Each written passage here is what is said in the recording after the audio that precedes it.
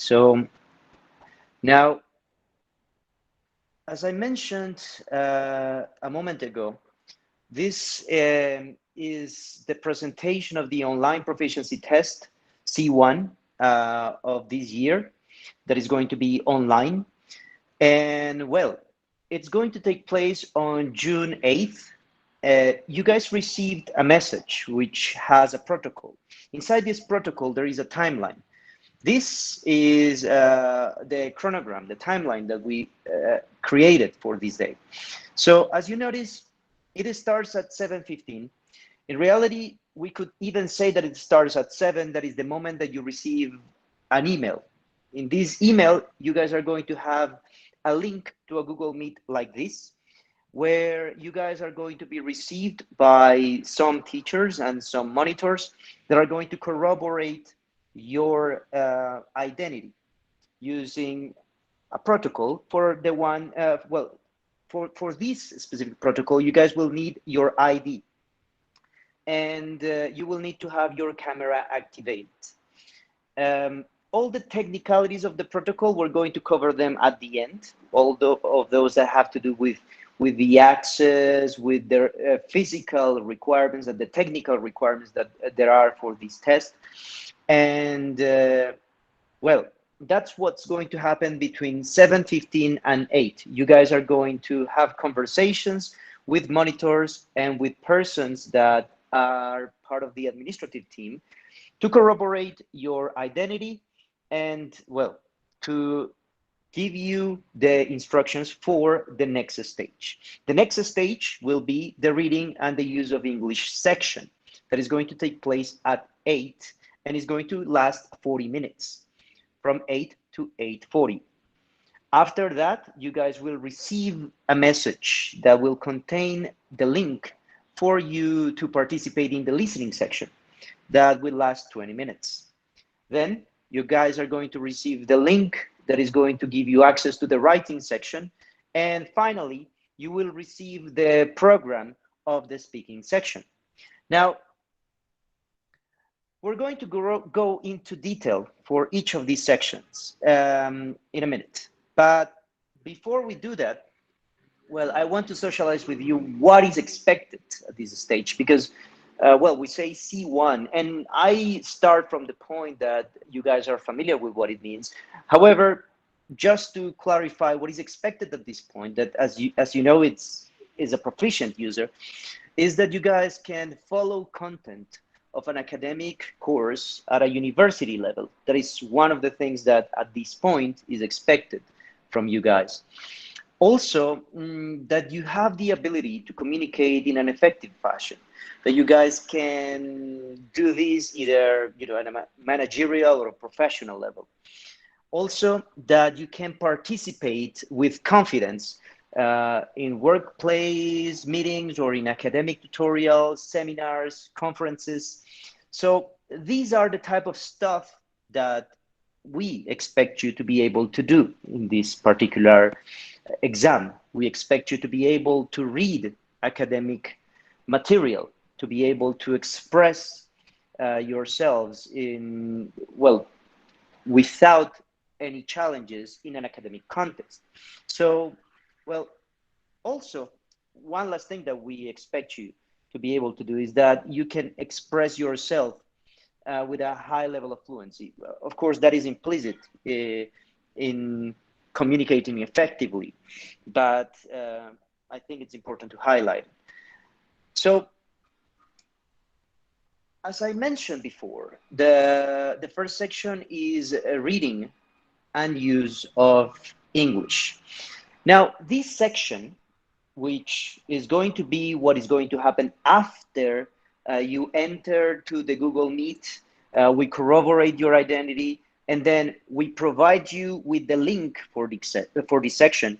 Well, here you will have 25 points out of 100. 100 will be the total of the exam. Each section is 25 points. And well, inside the reading and use of English section, you will have 3 sections. These 3 sections are expected to take you 40 minutes. Now, these 40 minutes we recommend that you take between, well, from 7 to 10 minutes in the first section, maximum 20 minutes in the second, and 10 minutes in the last one. Now, this is something that we do not control. We control the 40 minutes. That is the deadline. That is the limit. But the 10, 20, 10 is a suggestion. This suggestion comes from the length of the texts and how challenging they are. So my suggestion there is that you guys follow this time, which is also mentioned there in the section of the test. And in each section, you have the time suggested. And also on the top of your screen, you're going to have a chronometer that is going to indicate you the total amount of time that you have left. So it's going to be a T minus counter that starts at 40. And well, it's important that you guys finish that on time, because at the moment that the timer hits 0, the format is closed automatically and the answers are not recorded. So because of that, is very, very important that you guys send this before the time is over. Now, until this point, do you guys have any questions?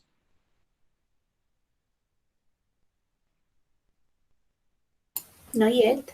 Not Well, yet. I mean, I think we're going to cover in depth all of the reading sections after you go through the overall perspective, aren't we? So, okay. So here we're going to take a look then at the reading section. Yes, that's exactly what's next. So allow me to stop presenting this tab and to share with you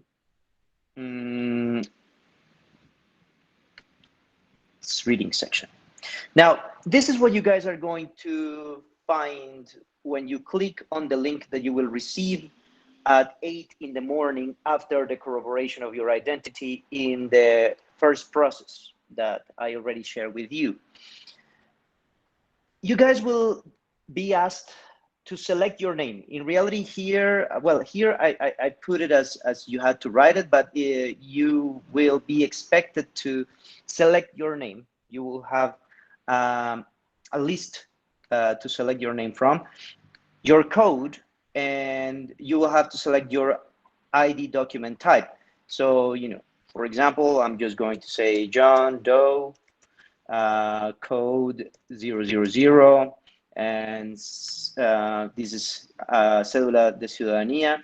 Well, the expedition date is something that you will find in your document, in the original document. And well, it should be, you guys will have to select the year, you know, the month and the day. So notice that all these times you should take it into account at the moment, you know, have the ID in your hand. That way, this is going to be faster before you access to the exam. I normally provide 2 extra minutes in the exam. So it's like if this section, for instance, it's 40 minutes, I give 42 minutes. So I count that this will take you 2 minutes to complete. And well, here you need to corroborate that you are who you are. Well, to basically, this is like in the exam that is not online, we ask you to sign. This is the equivalent of that, as this collects your email and is stating, you are stating something. This is like the support of that. And then when you click next, you're going to have the first reading. So notice that here it says reading and use of English C1 test part 1, reading and use C1 test part 1. And this is the section that, as I mentioned, will take you approximately 10 minutes. It's part 1 of 3. In this case, you will find a text that is in academic language and that contains C1 vocabulary, where you will be asked to select the words that you consider match the gaps that are numbered here. So for instance, in this case, there is this number, and you need to select which of these words is the one that you consider matches best this sentence. This is going to happen with the first 8 questions, as you can see. In all of them, you will have to select one word or one expression that matches best what you consider, well, the sentence that you are provided. So that's the type of task that you are required to do in this case. The options are given to you, as this is a reading test, and the decision is supposed to be rooted, well, in what? What do you think that you need to use to make an accurate decision in this particular type of task?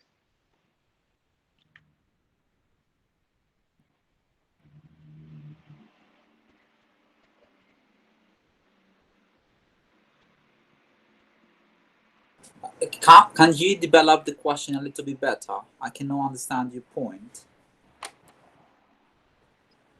I don't know if I can develop it better. I can repeat it though, which is that what strategy do you guys think that could be accurate to solve this type of problem or this type of task? Like, what strategy do you guys can use?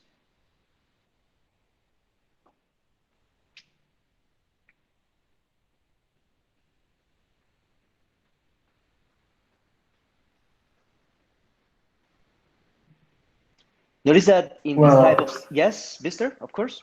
I would start dismissing options which doesn't sound accurate. Okay, well, one approach is that you can start by discarding those that you consider make no sense at all based on your previous knowledge. That's one valid strategy. It's going to make it easier for you to select among the options. What else do you think that we can do in a situation like this? I think that we need to analyze a part of the speech. Because okay, not all the words are going to fit in the gap. That's right. In some cases, the nature of the word is different. So, you would know a verb wouldn't fit here, a noun wouldn't fit here. So that would help you as well. Any other ideas?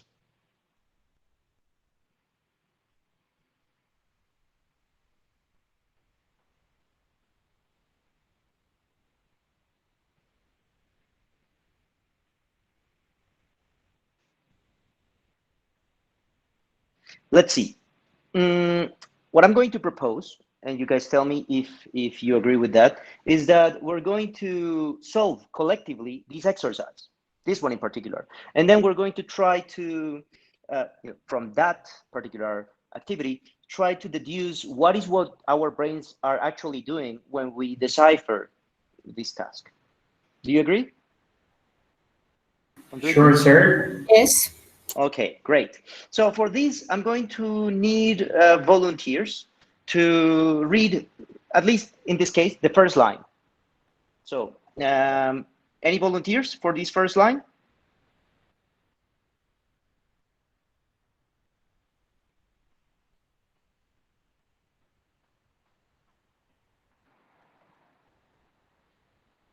I just need one. I can do it. Sure, mister. Go ahead. Just the first line. Okay. Some people seem to breathe through cold and flu season without a sniffle.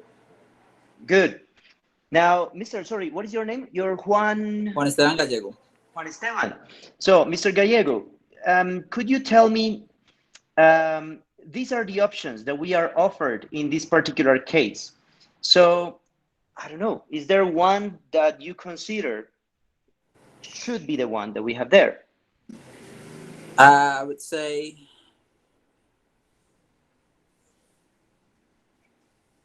not much. So you would select this option? Yeah. Okay.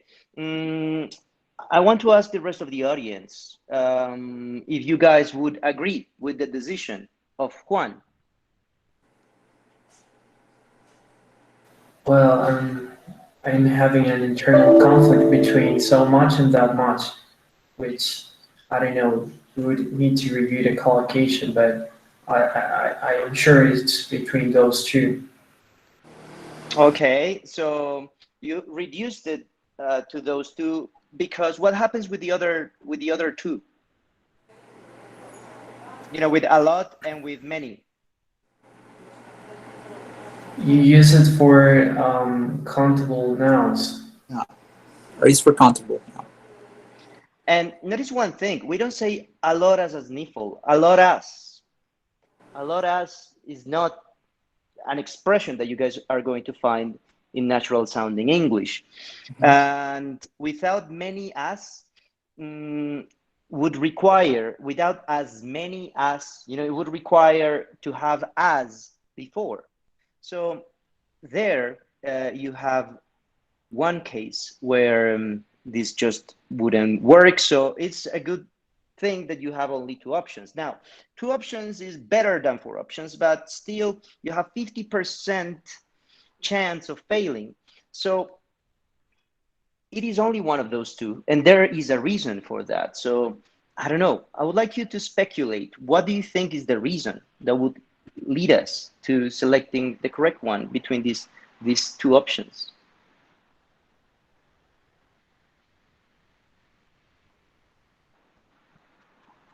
I would trust my intuition, sir.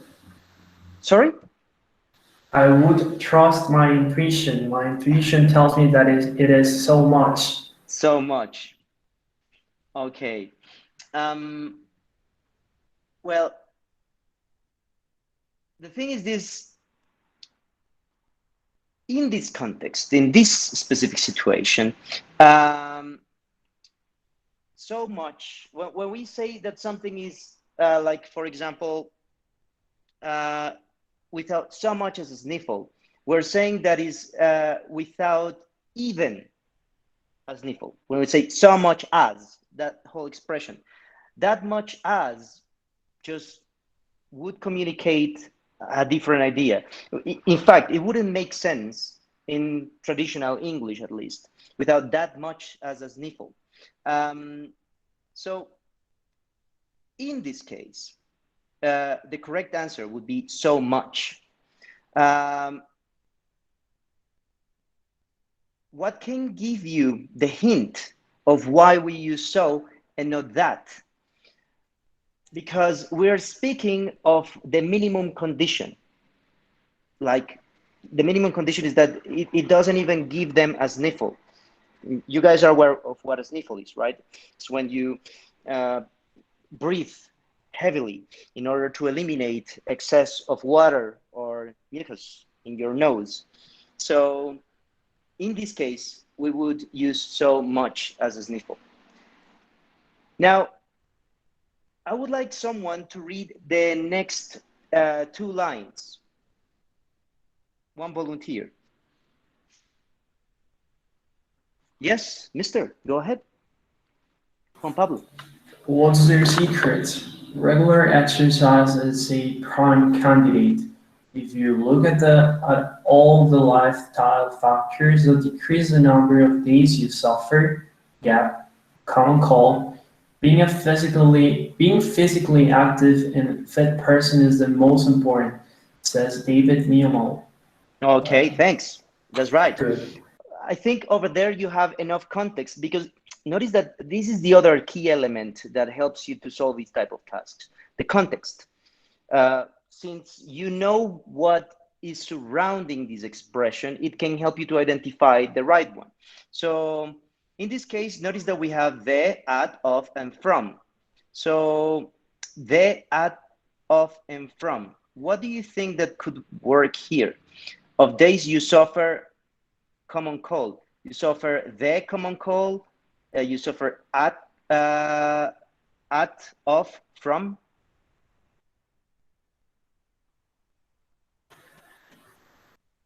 Are you asking me or are you asking everyone? I'm asking in general. However, if you have a hypothesis, of course, you are also, welcome to, to speculate. Oh, cool. Well, I would like to let anyone else talk. Sure. Okay. So, guys, what do you think in this particular case? That is point number 2. The factors that decrease the number of days you suffer common cold. So notice that here, the key element is that you need to know what is the collocation with the verb suffering. What is the preposition that we use with suffering? And we are offered this list. So what is your answer for this particular question? I would say from. I think I listen to people and they say from, right? Yeah, they want one says from. Okay, so why? Why do you say from? Because the collocation with the verb suffer, it's suffer from. That's right. You suffer from a disease. So suffer from common cold. This is how it would work in this case. Now, Mister, would you like to help me with this other paragraph, the one that starts with Niemann? Are you talking to me? This is Juan Esteban, right? Yeah, yeah. Yes, sure. Okay, so till function, right? Okay, Niemann, gap. You're examining the effect that the science has in human health and immune function. Thanks a lot, Juan Esteban. So notice that here, Niemann is what? This question is for everybody, not only for... A noun? Niemann is a noun, that's right. Oh, Andres, you sound familiar. Yeah. Yes, it's a noun. It's a noun, a proper noun, in fact. So notice that what do we expect to be here in this gap? A verb. Verb, okay. Well, unfortunately, the person who designed the exam expects the same and only gave you verbs. Because, you know, that's how test designers are. But then which of these three verbs, spends, will spend, spent, has spent, do you think that would work the best in this particular section? Carolina says has spent, right? This is Carolina, yes. Has spent. Why, Carolina? It sounds so stupid, but I think that is my intuition about the sentence. So I think that Neiman has spent years examining. It is like the time that he has passed examining a defect. Well, your intuition is right, and you know, intuition is valid, and in fact, you know, intuition is a form of knowledge, and normally it's the form of knowledge that we have before we rationalize why we know what we know. We know a lot of things, we just don't know that we know them, and that's what we call intuition. So your intuition is right, Carolina. Maybe someone can help Carolina rationalize what's behind her decision. Yes, Christian, of course. Okay, I will say that the answer is has spent because Niemann hasn't finished the action yet because there is no an exact number after the preposition or after the name that allows us to determine how many time or has he spent or how much time has he spent. Okay. The period of time of exploration is not finished, which is one of the things that, well, one of the cases where we use present perfect, when the period of time of certain specific action is not finished. So that's one thing. Also, the other one, well, here we had selected from. Also, the other one is that if we look at these options, you know, spends years, you know, in present, you know, spends years examining the effects. It wouldn't make a lot of sense, right? Christian, are you raising your hand again, or is your hand still raised from the previous intervention? I guess it's from the previous intervention. Okay, so notice that in present, this wouldn't work. Will spend would be in future. And in that case, this wouldn't make a lot of sense. Like, how are we speaking about the plans of this person when we are trying to determine what we know about immunity in the present? here we're trying to see which are the scientific findings that support the current theory of immunity. So spend is in present, but what is the problem? Why spend cannot be? Because the time that the sentence is, yes, because the time that the sentence is. The tense. The time. The time. Because of the years, you mean? I choose the has spent because it is like the same explanation of Christian, because I analyze the sentence through the time. When you say time, just to clarify, you mean like the grammar tense, tiempo gramatical? Yes. Okay, so through the tense. Tense, okay. Yes, okay, I get it. Now, notice that if the verb was just spend, in this case, it will have to be spent with S because it's third person. So that's why this one would be discarded. This would be discarded. Again, will spend, will speak about plans. So as your classmate just shared, as Carolina just mentioned, has spent will be the correct tense. Well, the correct expression because of the tense in this case. Now, I would like to have one person reading this section. I don't know. Any volunteer just to read this last paragraph? This last section of the second paragraph? Yes, Carolina, go ahead, please. From in one. Yes. Okay, in one of his studies, he and his colleagues found that 30 minutes of brisk walking, the circulation of natural killer cells, white blood cells, and other immune systems warriors in the subjects under investigation. Okay, so notice that there we have the gap that we need to complete, and it comes after. Found that 30 minutes of brisk walking, the circulation of natural killer cells. So first recommendation when you face this type of task is try to imagine what would be there before you even look at the options. So what do you think that could be there in this gap before we even look at the options? Reduces. Okay, a verb. Okay, reduces the circulation of natural killer cells. There has to be a verb, some of you say. Any other hypothesis?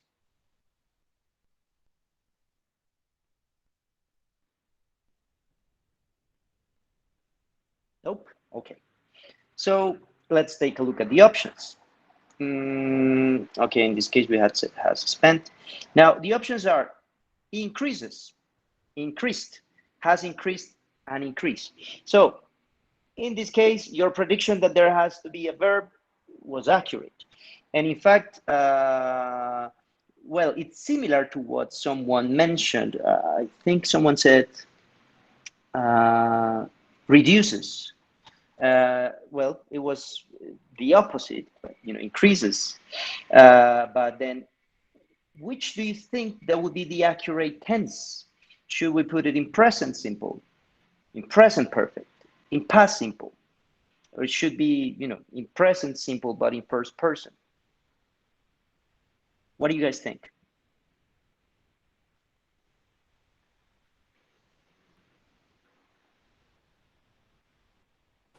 Simple present. Sorry? Simple present. Simple present.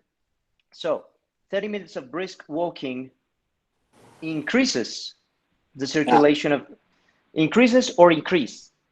Increases, but we can also say here, if we were like reporting what he found, like in report to speech, we can even say that he found that this increased.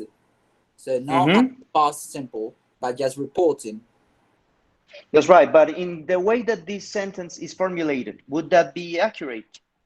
I know that's one say, but in normal English, if we were in a different context, we can even say increase, but here radically it's increases.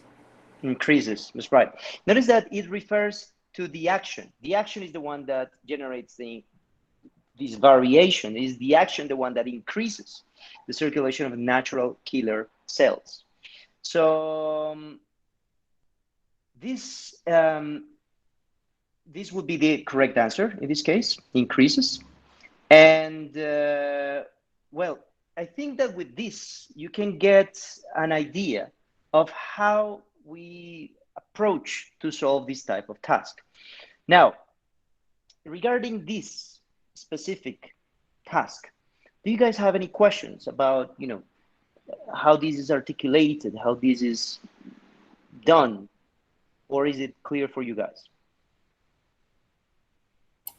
For me, it is clear. Yes, it is clear. Okay.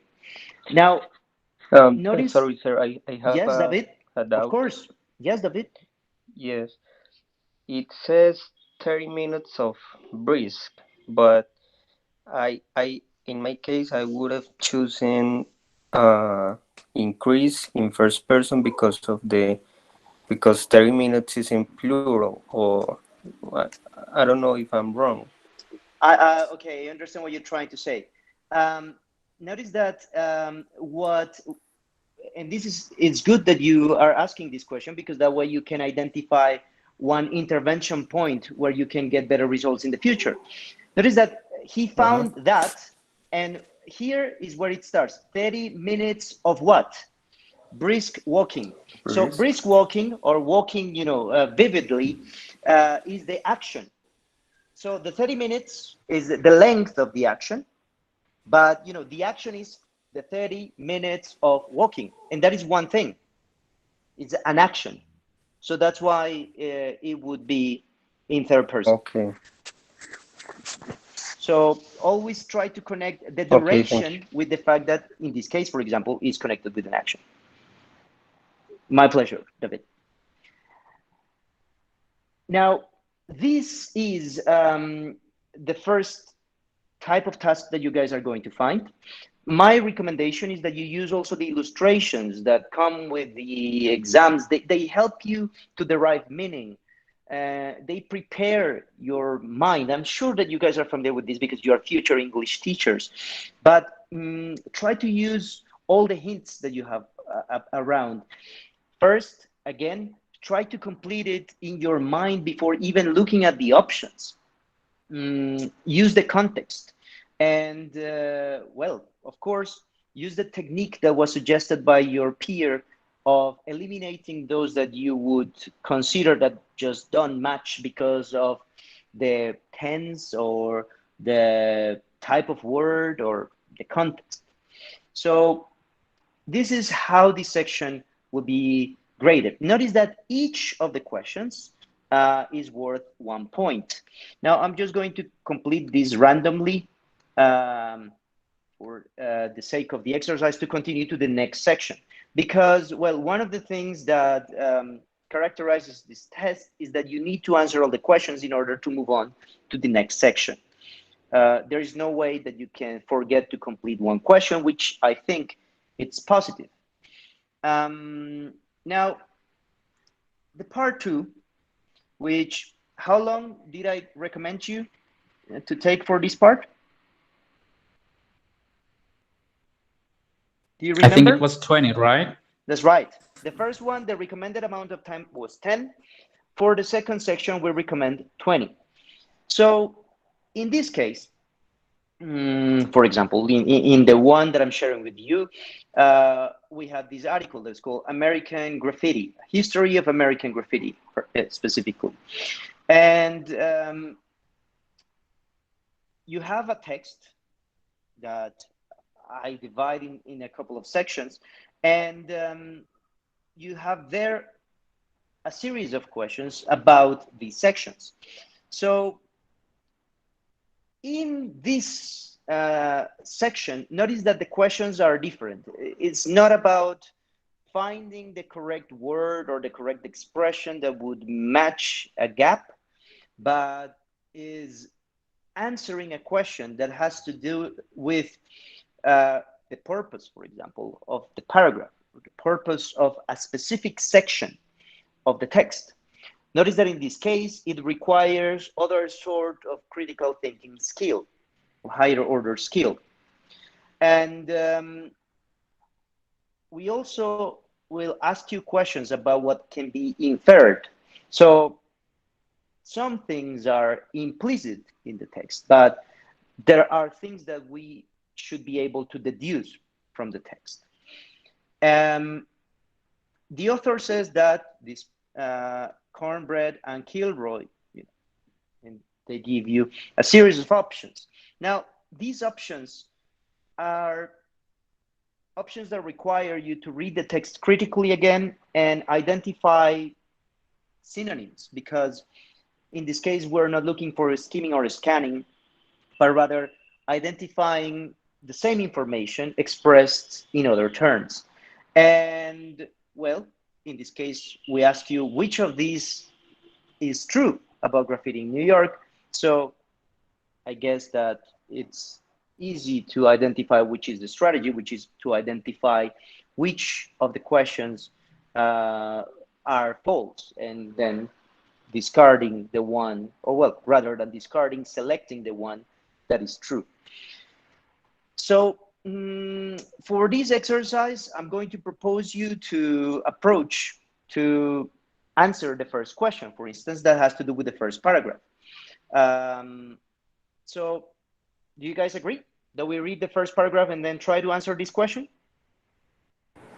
Sure. Okay.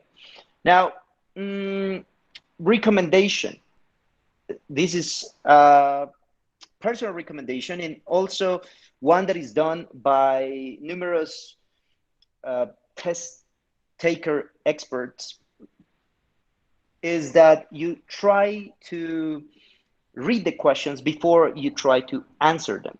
So this, as you guys can see, is organized. The way that these questions are placed is directly associated with the way that the text appears in your screen.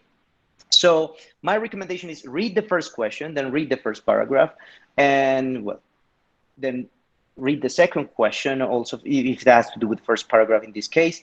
And that way, your brain is going to be prepared for what is expected out of the text. So I invite you to read the question first. One volunteer to read this question out loud, please.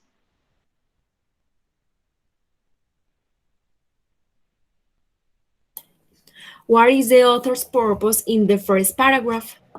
That's right. Thanks a lot. Notice that there we have 4 options. Madame, would you like to read the options, please? Of course. Thanks. Show how men and children use graffiti. Show how common graffiti is. Describe the people who use graffiti. Explain the development of graffiti. Okay, thanks a lot, Carolina. So let's take a look at the first paragraph. So one volunteer that would like to read Humans Write Graffiti.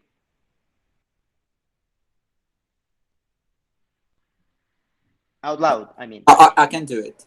Sure, mister. Of course, go ahead. Juan Esteban, right? The full first paragraph. Please. Okay. It is part of who we are. As soon as humans figure out how to make marks and things, we did it. Graffiti, in its origin definition as a scratch written public marking, it's considered to be the first example of human art. Fast forward a few dozen millennia to the 20th century, the GIs of World War II and the Korean War wrote the phrase, "The road was here." Hobos and railroad workers added the expensive monikers to horse carts that rumbled sea to sea, shallots and pachucas in California and the Southwest, and the gangs of Chicago left territorial plaques and roll calls. The thoughts of New Orleans, named war wrote their names and favorite weapons.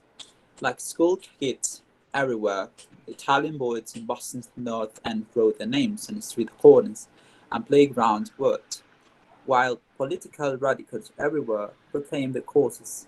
Love is the love, profit is the law, and mischief markets just made us laugh with one-liners of raunchy drawings. A pair of recently developed products, supposedly major markers and aerosol spray paint, began to hit the shelves of stores in neighborhoods around the United States. and lithography, or any new technology in creative hands they turn into an art medium. Okay, thanks a lot, mister. So notice that there we had the first paragraph, and well, here we can answer the first two questions. Well, in fact, yes. Let's approach the first one. So what is the author's purpose with this first paragraph that we just listened to and that you guys also were able to read on your screens? Show how men and children use graffiti. Show how common it is. Describe the people who use it. Explain the development of graffiti. What do you guys think?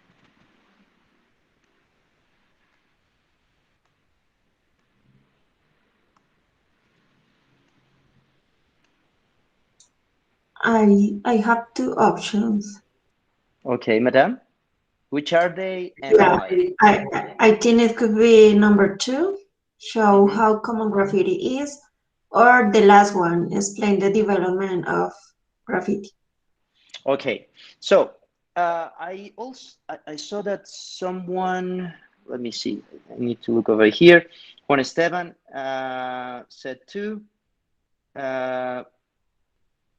So, okay, guys, can you give me hypotheses or reasons why you guys consider that it is this one?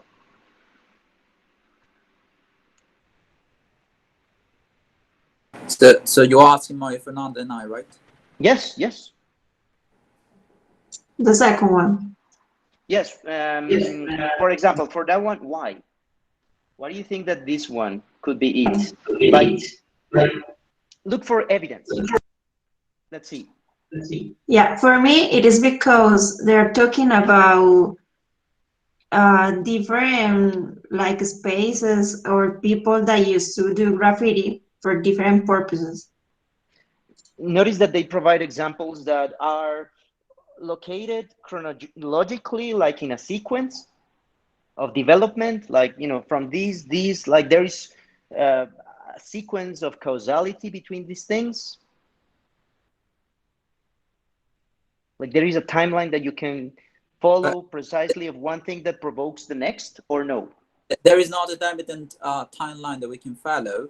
Nonetheless, there is a chronological sequence of events because he starts from the very previous millennia. Nonetheless, it is not like how to say that. It is not right to say that there is an empirical evidence to say that it is describing the development or explaining the development of graffiti. That's why, for me, it wouldn't be answer number 4. I'd say number 2 would be the answer because of the instances that are being used there. You can show examples of saying why this is super common, and not because he's trying to demonstrate a chronological development, which is not in fact that so much. He's simply using them as examples. Luckily, it was an spontaneous decision to make the examples appear chronologically, from starting from the previous human communities to very recent communities, for example, in the United States.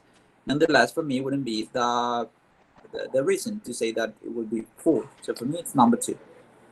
Well, notice that one thing that Juan Esteban mentions is quite accurate here, is that despite the fact that this is portrayed in a way that is chronological, there is no connection between these events as to say that one provokes the other, which would be what we would expect on the explanation of the development of graffiti, like how this became this, like how these scratches became this wild style graffiti.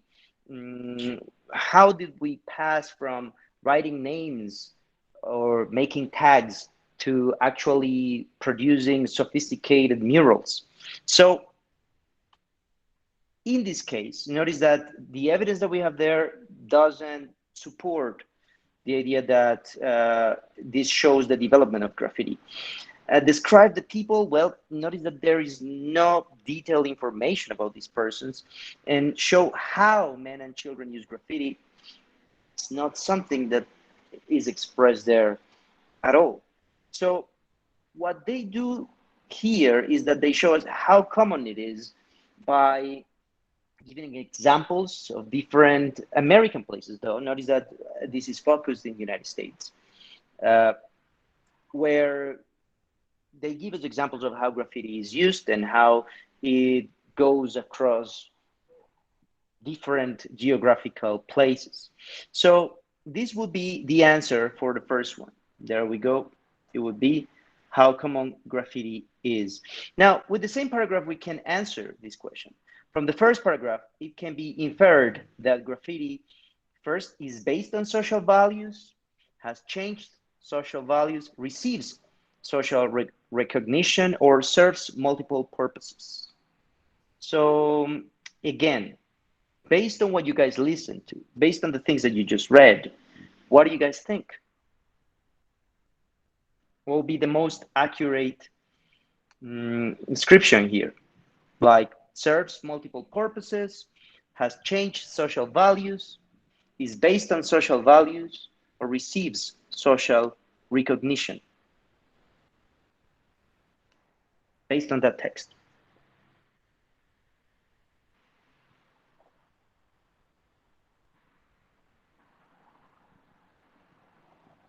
Notice that the descriptions they make of each of the cases.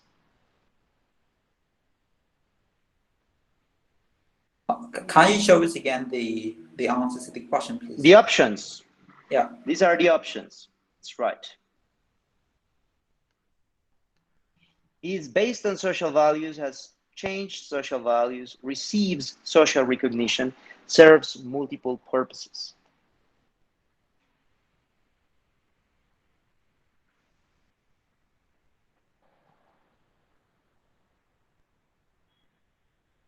May I comment something?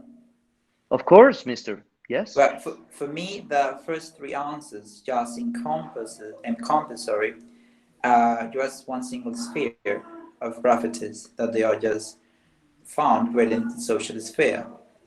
So for me, it would be the fourth answer, the correct one, because it serves multiple purposes. So social recognition, social values, and be based on social values just pertain to the same very sphere. You're right. You're right.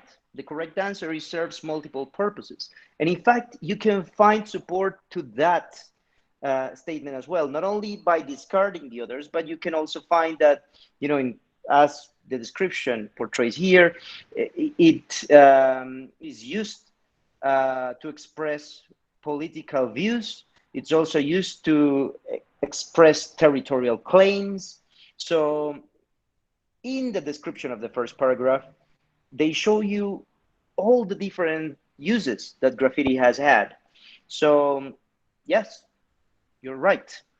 Now, I would like to have someone else reading the next three questions.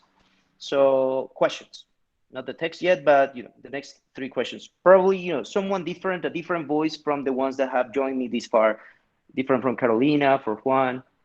So any volunteer?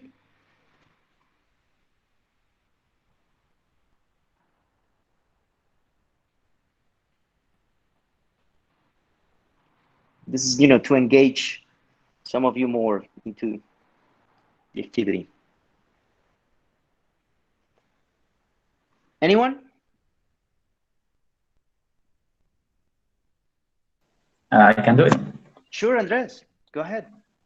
All right. The author says that Cornbrain and Kilroy still paint graffiti in Philadelphia, have received graffiti awards, are popular examples related to graffiti, and are socially marginalized due to graffiti. Okay, so notice that here, key elements that can help you to identify where we can find the answer to this will be what? At the moment of reading the text, where we will have to use like our, you know, like we're going to need to be really concentrated and focused to find the answer. We should look for Comrade and Kilroy. That's right. And things that apply for both. because it's possible that they state something about one of these and another thing about the other, and then this and would create, would give us the hints to which is the correct answer there. Now, the next question. Could you help me with this one, please? Which of these is true about graffiti in New York? It increased in volume near the 1980s. Its artists were influenced by those in Philadelphia. It spread there thanks to the subway. It became socially accepted in the subway. Okay, great. Thanks a lot. So notice that the statement there says, which of these is true? What do you think that I put this true in all caps?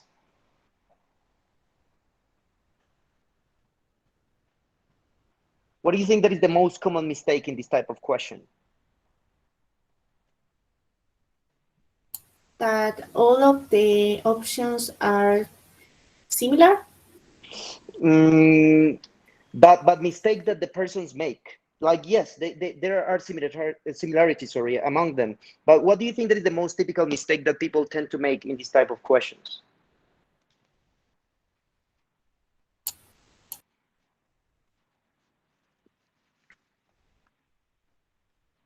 What do you guys speculate based on the fact that I put in all caps?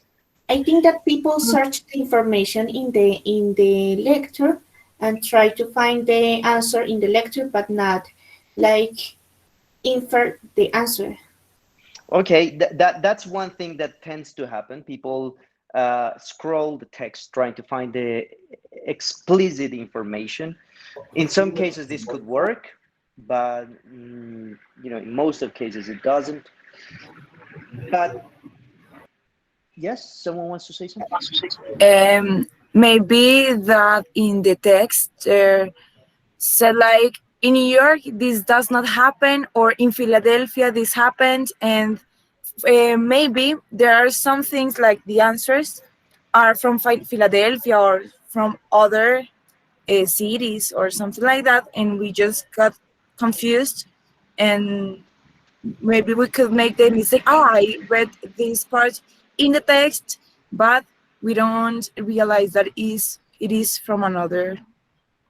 I don't know. Yeah, that maybe the city is not the city that is being addressed in the answer, or people tend to omit a negative particle, never, isn't, aren't, and then our tendency when we are presenting a test is that as we have the pressure of time, whenever we identify something that we feel familiar with, we select it.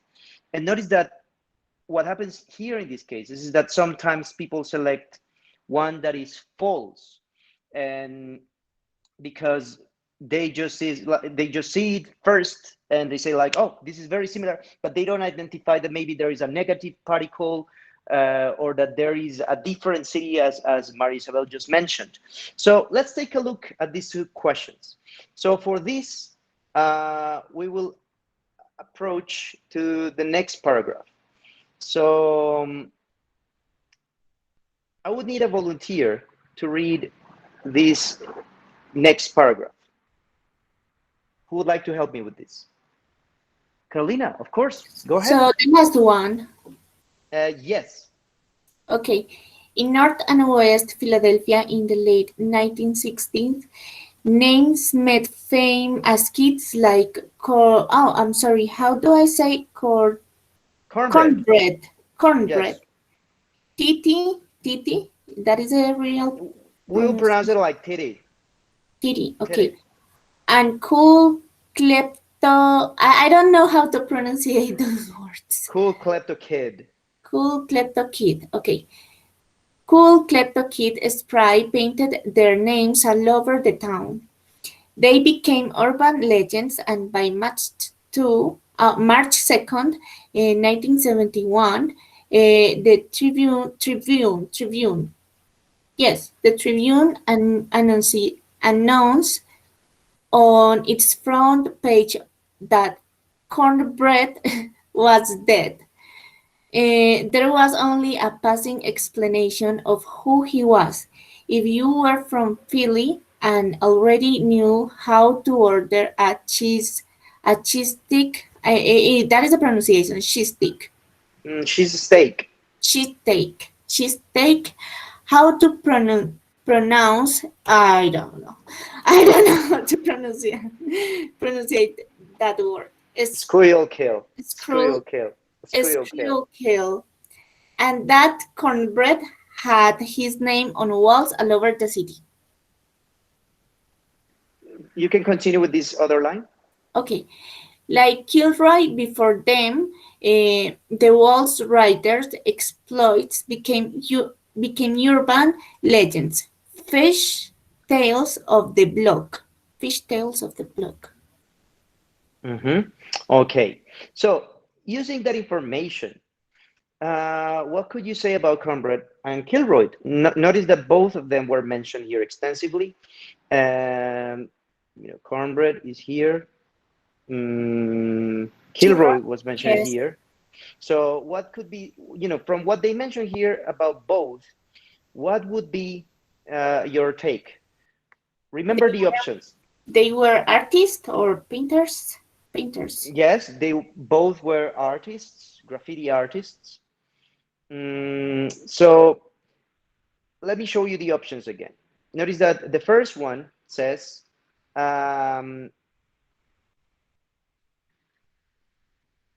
Cornbread and Kilroy still paint graffiti in Philadelphia. Is this accurate?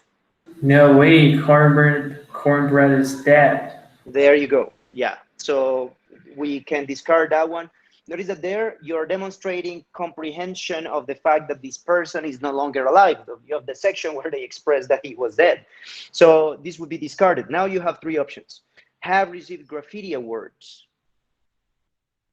No, they were criticizing by the town. No. There's no mention of them receiving any type of prizes in this text. Again, remember that all the information that you provide in this case, well, all the information that you should base your decisions on this type of tasks is on information that is provided. They might have received graffiti awards. If you Google this, you might find that they have received them, but there is no mention of this in the text. So this would be discarded. Now you have two options. Are popular examples related to graffiti, or are socially marginalized due to graffiti? I agree with Juan Pablo. I think that the third one is the Are popular examples. Okay. What is the support of that decision? You're right. You're right. But again, whenever you make these decisions, and this is not for me, because of course, in the test, we don't ask you for your reasons, but this is for you to discover what is your mental process at this point. Like, what is the evidence that this is true, that they are popular examples related to graffiti? I think it is because it says that they are urban legends. There you go. The mere fact that they were listed in this article and the fact that they are mentioned as urban legends suggests that they are referenced and that they are popular examples associated with this art form. So that would work. Now, let's take a look at the next paragraph that has to do with New York City. So again, I would like to have a volunteer, if possible, a new, fresh voice.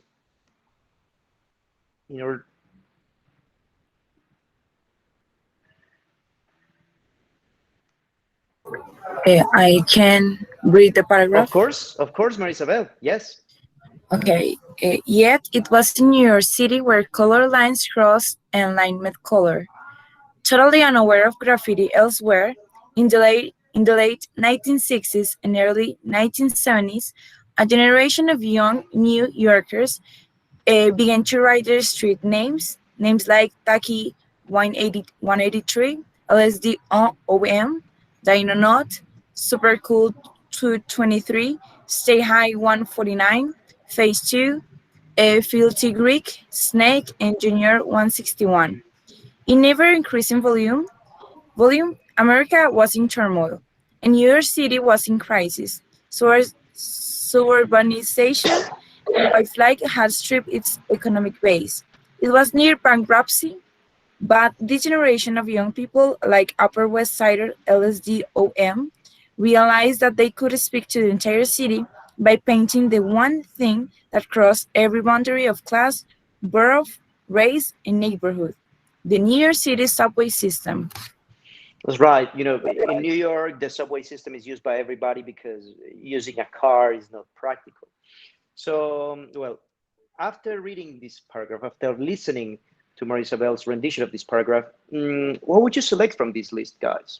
Which of these is true about graffiti in New York? Again, is true, so single answer, and the others are false. It increased in volume near the 1980s. Its artists were influenced by those in Philadelphia. It spread there thanks to the subway. It became socially accepted in the subway.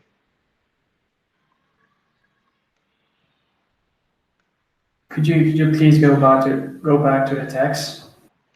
Of course. Before I go back, I just want to remember these options so you guys bear them in mind. It increased in volume around this decade. The artists were influenced by those from Philadelphia. It spread there because of the subway. It became socially accepted in the subway. So let's go back. Here it is.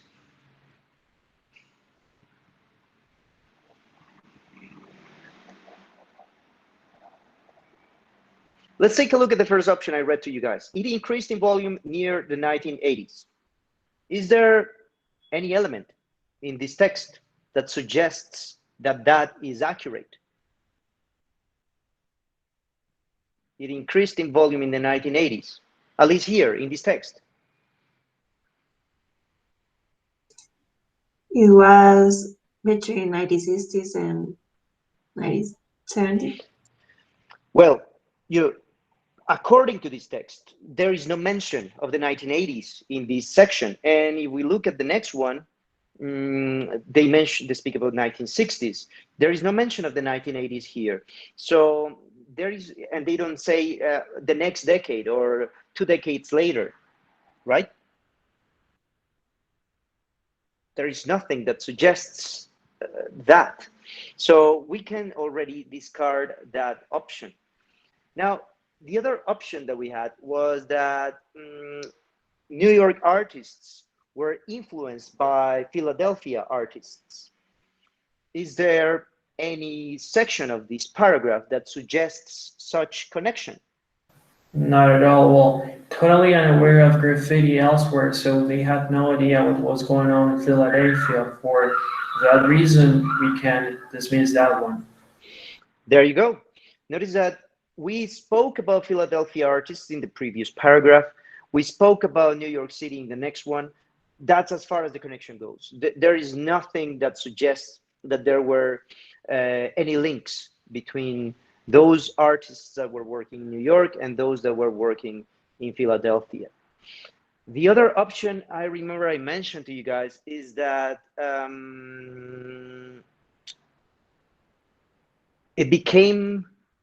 it is spread in New York thanks to the subway. Is there any paragraph here, sorry, any element in this paragraph that suggests that subway played a role in the expansion of this artistic technique? I would say so, because in the last part it says that that the painters could speak to the entire city by painting the one thing that crossed every boundary of class. I think that that's the key word, every boundary of class. So they could send their message to everybody who were traveling in the subway. So I think the answer is the third one. Okay, so notice that there are two that are associated with subway. Now, I think it was Andres, right? The one that was speaking? Yes. So Yes. it says that the third one over the fourth one. Why do you think that the fourth one wouldn't work? Because notice that the fourth one is also about the subway. Yeah, but it's true that it's about the subway, but we don't know if people would accept or yeah, if they would accept what the painters would create. We don't know that part, but we know that everybody who were traveling by train, the subway, they would see those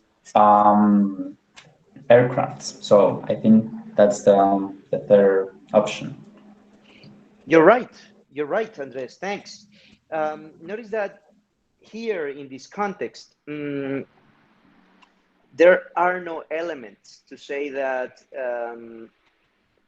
that it became socially accepted. In fact, even nowadays, despite the fact that graffiti is treated as an art form by curators and by most of the artistic establishment, it would be difficult to say that graffiti is completely socially accepted, not only in New York, but I think everywhere. What the text suggests is that the subway played a crucial role in the spreading of this art form, because, as Andres mentioned, it helped to make this art form visible to all sorts of individuals, from no matter their social class, where they lived, which was their ethnicity. So, well, this is what you can find in this last part. And notice how relevant this is to the author, that he mentions this right at the end as a conclusion of this paragraph. Here, I want to make a little parenthesis because I want you to bear in mind that when you're reading this, you're also receiving a model of how we expect you to produce a text that communicates clear ideas in English. And as you can see, this text that you have here, for example, is it a single block of text? Or is it divided in paragraphs?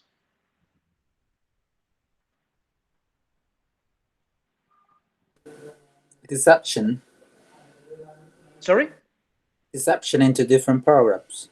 That's right. And these paragraphs, what do you think? Are they arbitrarily formed, or do they have a function on their own? Well, evidently they respond to a very specific function, and also because each of them correspond to different sections of the questions that need to utilize different thinking skills. That's why they are like exception and cutoff. It's true. However, notice that I didn't cut this text in this form. This is the way that this text was produced. I just included these sections there, but in reality, the writer, the person who produced this text, wrote it in these paragraphs. Because notice that what I'm doing when I'm asking the questions, well, when we are asking the questions here, is that we are just dissecting the messages that the author had coded in those paragraphs. And this is what is expected of you in the writing section that will be next. So one recommendation that I can offer you is like take into account how these persons structure their texts. Like, for example, how there is an introduction that shows us how graffiti is a common form of expression, in which places, that is the section, that is the objective of the first paragraph. Now, in which places it became an expression in the United States first, how it evolved, in what periods of time, and well, and then we're going to get to the last paragraph where we're going to have a conclusion, probably. So here, another recommendation I can give you is that if you find interesting expressions, either to link ideas, to reach conclusions, to make observations, well, write them down and then recycle them when you guys produce your writing text. That way, you guys can sophisticate your speech. You guys can make it more elaborate. And this will help you to obtain a better result, a result that is closer to C1.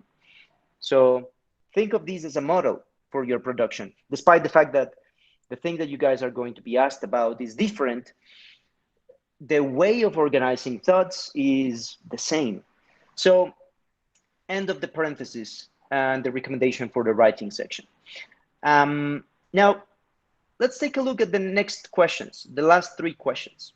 So I would like to have a volunteer, hopefully someone that hasn't spoken just yet, have a different voice ringing our ears. So I don't know, is there any volunteer?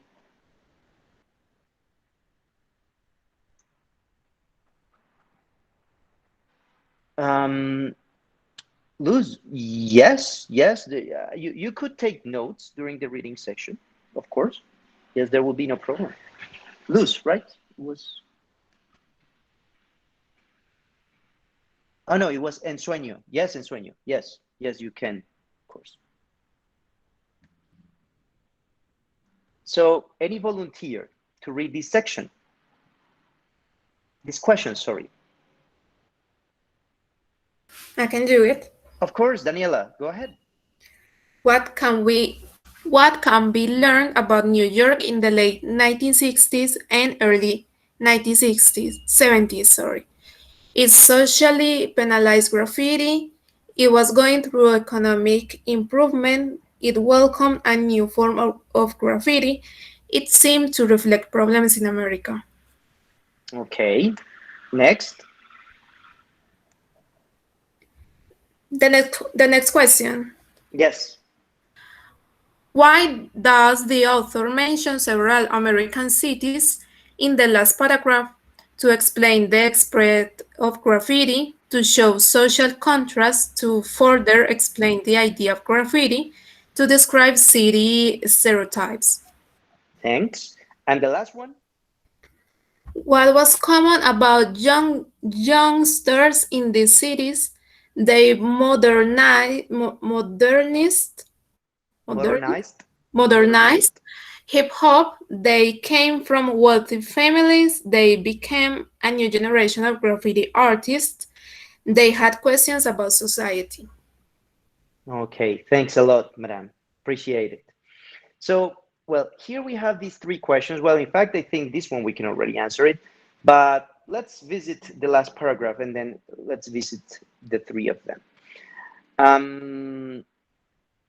Now, Daniela, or maybe another person would like to help us reading this last paragraph? I can do it as well. Sure. Born into Lyndon Johnson's great society and the social tumult of the late 1960s, hip-hop's early adopters outside of New York grew up watching the varnish of American society strip itself away. They stumped their parents with questions like, "Mom, why did President Nixon resign?" And "Dad, did America lose the war in Vietnam?" They grew up in cities at varying points in their rise and fall. Atlanta, Phoenix, Miami, and Seattle were booming, while Pittsburgh and Cleveland were crumbling from booms past. They were the first generation born into an era full of newly guaranteed rights. But in American cities like Washington, D.C., Detroit, and Baltimore, they grew up amid the cinders and ruins of racially charged urban riots. Thanks a lot, madam. Okay, so after reading this last paragraph, we are ready to answer these questions. Well, in fact, this one we could already answer the previous paragraph. So what can be learned about New York in the late 1960s and early 1970s? From the 4 options, which can we discard immediately?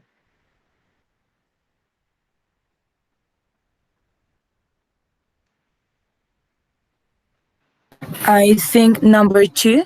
can be discarded. Number 2, it was going through economic improvement. You're right. Why? Because it said in that paragraph that it was that economic in USA was not very good, was going downwards. There you go. Pretty good. What the evidence suggests, what we have in this text, is the opposite. So we can discard it. Now we have 3 options left. So it welcomed a new form of graffiti. It seemed to reflect problems in America. It socially penalized graffiti. Again, which options can we discard in this case?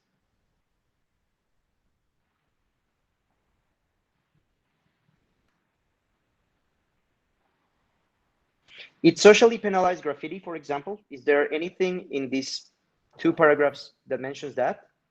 I think that one can be discarded too, because it doesn't say anything about what I remember from that paragraph. It doesn't say anything about that.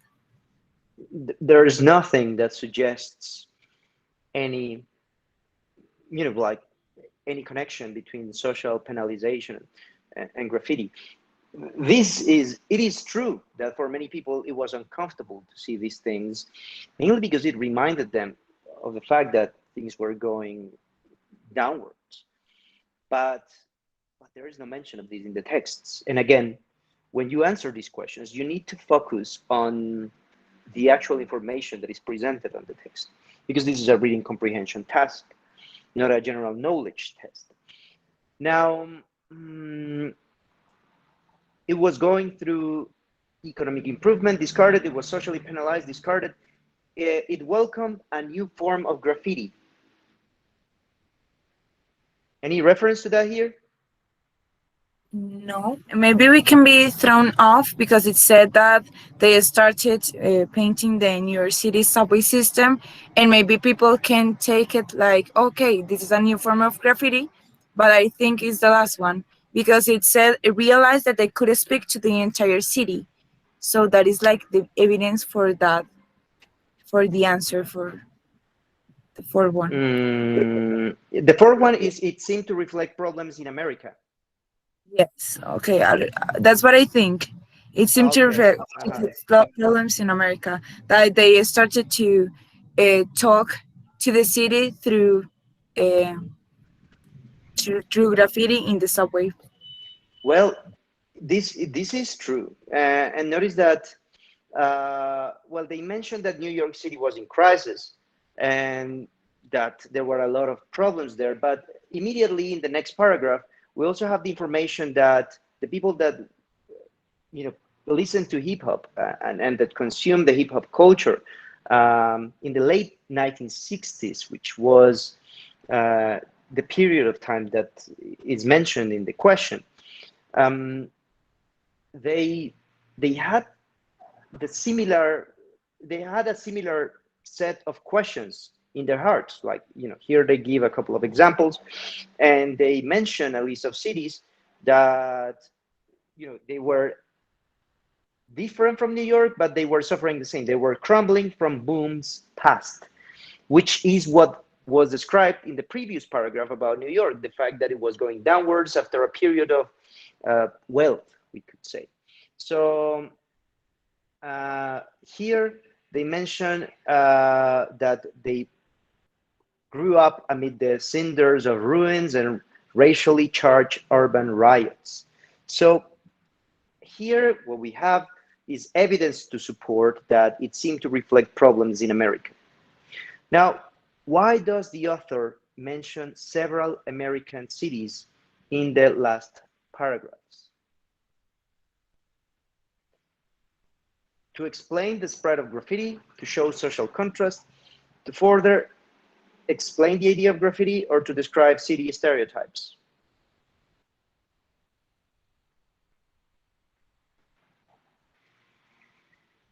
What is the aim of that list of cities?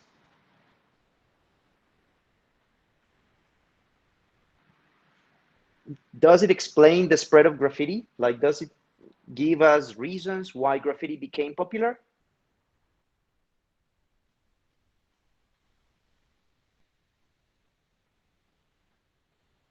Dear audience, Can you hear me? Can you go back to the text again, please? Of course. Yes, here it is. The list of cities. Notice that it starts over here when they say they grew up in cities at varying points in their rise and fall. Atlanta, Phoenix, Miami, and Seattle were booming, while Pittsburgh and Cleveland were crumbling. So these cities were booming. This is positive or negative? Positive. Positive, that's right. This means that there were, their economies were growing, while Pittsburgh and Cleveland were crumbling from booms past. These two. So, what is this providing us?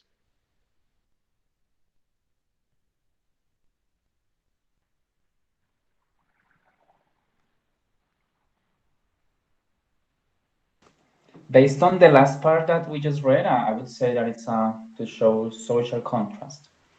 Why? Why is contrast? Why is social contrast?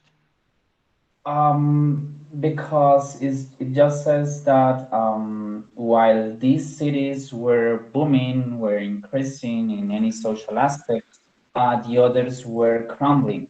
So for me, that's to show social contrast. So that's a contrast. It is the opposite, right? So yeah.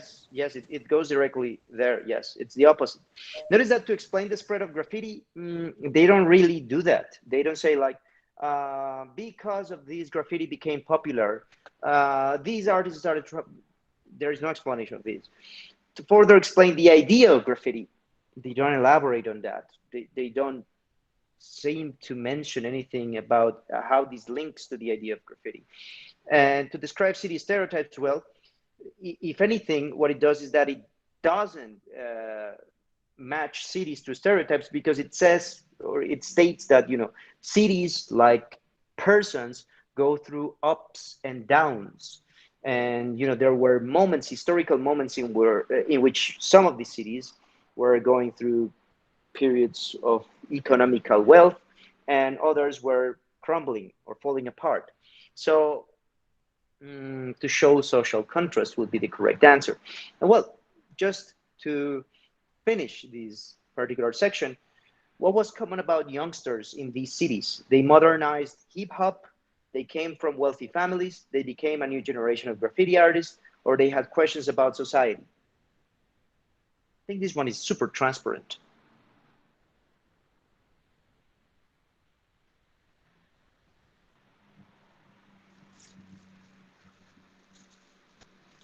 Which option would you guys select?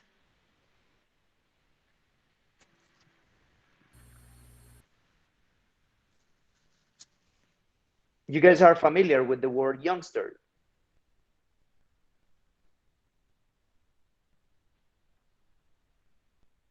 Yes? No? Young people. Yeah. Yes? Yes. So in that case, what was common about the young people in the cities that were listed?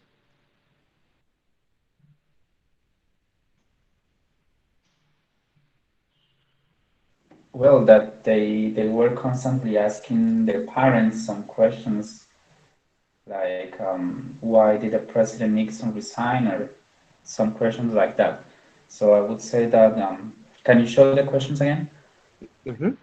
Yeah, they had questions about society. Well, if you look at the others, you will find that there is no support for them. They modernized hip-hop. There's nothing about it.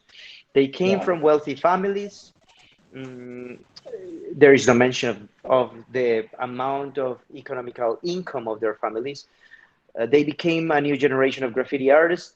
They possibly did, but some of them might have become, or some of them became a new generation of graffiti artists, but again, that is not mentioned or addressed in this text. What we can find is that they were asking questions about the current status of their social context. So this would be the answer. Now, the part 3, which, do you guys remember how much time is the recommended for this section? 10 minutes. Yes, that's right. So 10, 20, 10. again, this is a recommendation, of course. If you spend 5 minutes in the first section and then you spend 10 minutes in the second one, you don't have to, keep waiting there until the time passes by. You just click next, and that way you can use the extra time you have in the next question. In the next section, sorry. My piece of advice is that at the moment that it reaches the suggested limit, you move on to the next question, that you select randomly the answer in case that you haven't found it. You try to do the other section as fast as possible, and then you can come back, because that's one thing that you can do. You can return when you're presenting the task. But is that here you can go back and you can change the answers that you have. You don't have to put them again, you can change them. So, that's valid. Okay, it's clear that you can go back while you're presenting the exam? Yes. Okay, guys. Now, normally in this section, what we present is a review of, David, you're asking a question? Yes, sir. I would like to ask you if you happen to have some material, like, for example, one or two mock tests of this, like, that you can share with us in order to practice a little bit autonomously. Okay, David, unfortunately, as you know, this time around is just the second time that this test is done online. And the design and the configuration of this test is a challenging and time-consuming task that up to this point, we hadn't had the possibility to design more tests than the one that we are sharing with you in this moment and the actual test that you guys will be facing. So notice that this would require, it would multiply the amount of hours required to produce, these mock tests. Normally, we used to do this in the past because we had the mock tests that had been applied in the past on paper. But in this case, unfortunately, because of the current situation, we don't have these mock tests that they would require the same amount of devotion in the design, the testing, because this is the product of teamwork and of revision and multiple research and well, the application of those conclusions. So in this moment, it is not possible. However, in the writing section, we're going to offer you the opportunity live to practice, to produce a test. Then I'm going to offer feedback to a couple of those productions that you guys make. And that way, we can get close to that. And notice that what we are trying to do here is, trying to find out which are those strategies that we can apply in the actual test. Okay, so it means that the actual test is very similar to this. Yes, it has the same structure. Of course, the texts are different in nature, but not in structure.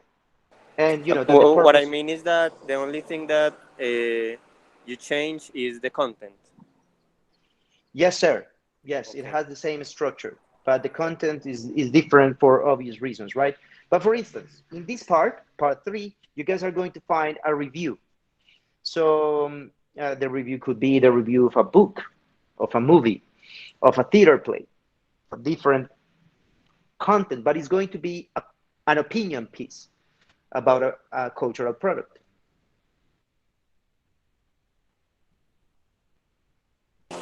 Okay, thank you. Sure, David.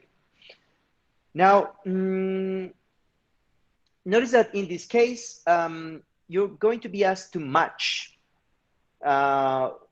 So you will be asked to match the questions to the corresponding reviewer. You're going to find different reviews, different opinion pieces about a specific content that is shared with you guys. So, well, here we have 4 reviews. and then you will be asked to select, well, which reviewer does a particular thing.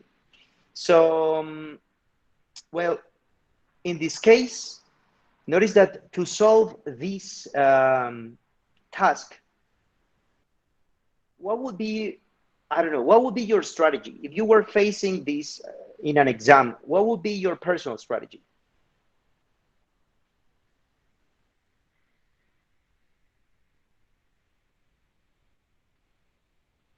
Would you read all the reviews at the same time and then read the questions? Would you read the questions first? Would you read a question and a review? What would be your strategy in a case like this? Remember that you will have 10 minutes. So this will give you 2.5 minutes to read each of these and then to answer. So I will read the comments below before and then come back to the text in order to find like points of connection, as it said before on the indications that multiple answers can be given. So I would say like first read the statements, and then try to find which is repeated or what it's apparent in each of the paragraphs, not the other way around. Okay. That's a good strategy. Notice that here you could select more than one, as we mentioned in the instructions. The reviews may be chosen more than once. And well, yes, a good strategy would be to read this first and then try to see which one matches. Now, this is a strategy. It doesn't mean that it is the best or the only way, sorry. Evidence suggests that people tend to have better results when they do this, but of course, different people have different brains, and different brains have different ways to approach the world. So this would be my piece of advice, but if you have done similar tasks in the past and you seem to have a different strategy that works better for you, go for it. So let's try to approach to a couple of these. Not to answer them all, because then we would not have enough time for the writing section, which is one that I think where there is more space for improvement for you guys, or at least to explore how you write versus what is expected at this level. So I'm going to just take a look at a couple of them here. I would like you to tell me then, well, I'm going to read some out loud, and then you help me to identify which are the critics. So which are the reviews, sorry, that match. So which reviewer or reviewers, which reviewer compares critics to something else as a way to criticize them? Which reviewer asks about the quality of other movies compared to Kidnap? Notice that Kidnap is the name of the movie. So what I normally do when I take proficiency tests of any language is that I try to find keywords that help me to identify the specifics that I'm being asked. So for example, compares critics.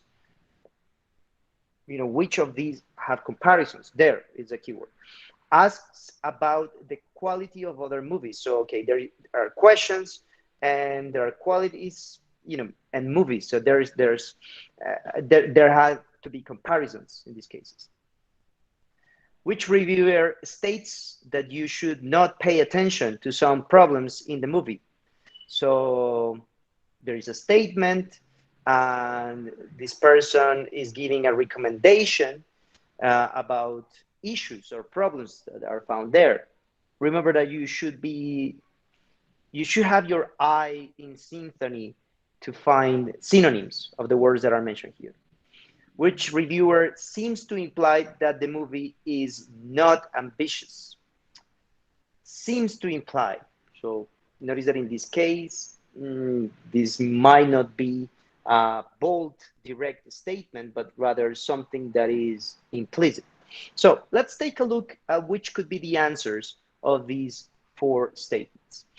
I would like one volunteer to read the first review. Is there anyone that would like to help me with that one?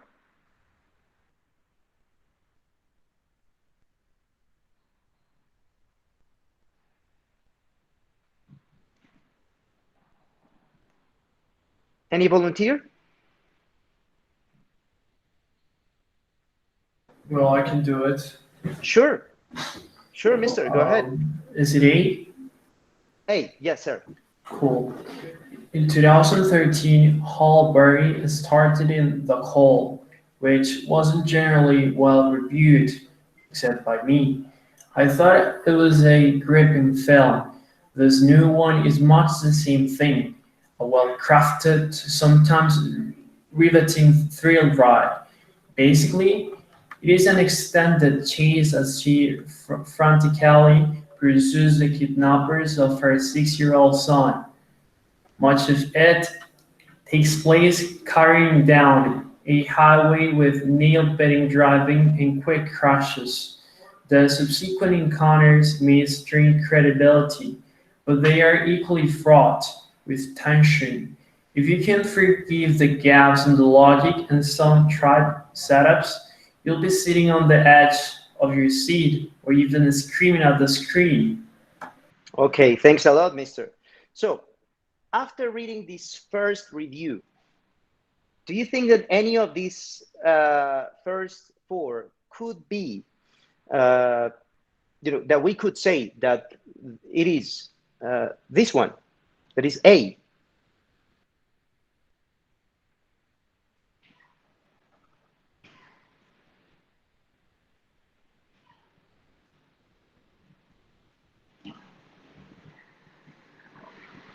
Nope. A wouldn't apply to any of the four statements. Does this person compare critics to something else? To criticize the critics? Does this person attack the critics in any way, or makes comparisons about the critics in any way? He kinda does. Where? Well, he says something like, it wasn't generally well reviewed, except by me, so. But notice that that is not an attack necessarily. Well, or at least I don't see how this could be considered an attack. It says it wasn't generally well reviewed, except by me. It's just mentioning, like all the others didn't give it a good review. But notice that it's not making a statement about them. It's not saying like me, who, like me, a genius, but saying like except by me. It's making a clarification, not attacking them. So in this case, notice that here it says something else, not someone else. You notice? So this would be the elements. This would be the element, sorry, that I would use to discard this one. Now, does this person ask about the quality of other movies compared to this one?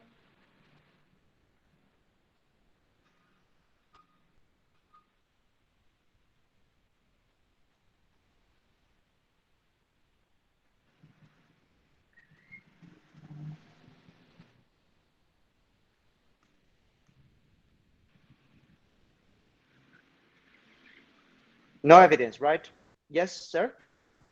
Well, I don't think so either. Sorry, Juan? Oh, no, just saying that I agree with you. There's no evidence there. Okay, yes, we don't seem to have evidence about it. Now, does it state in any way that we should not pay attention, that we should ignore something, some problems that the movie has, or no?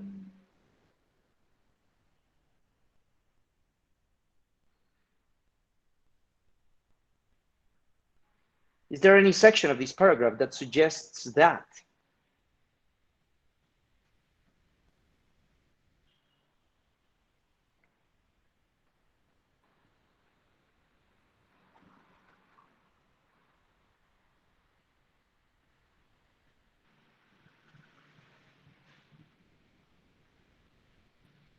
Yes, no?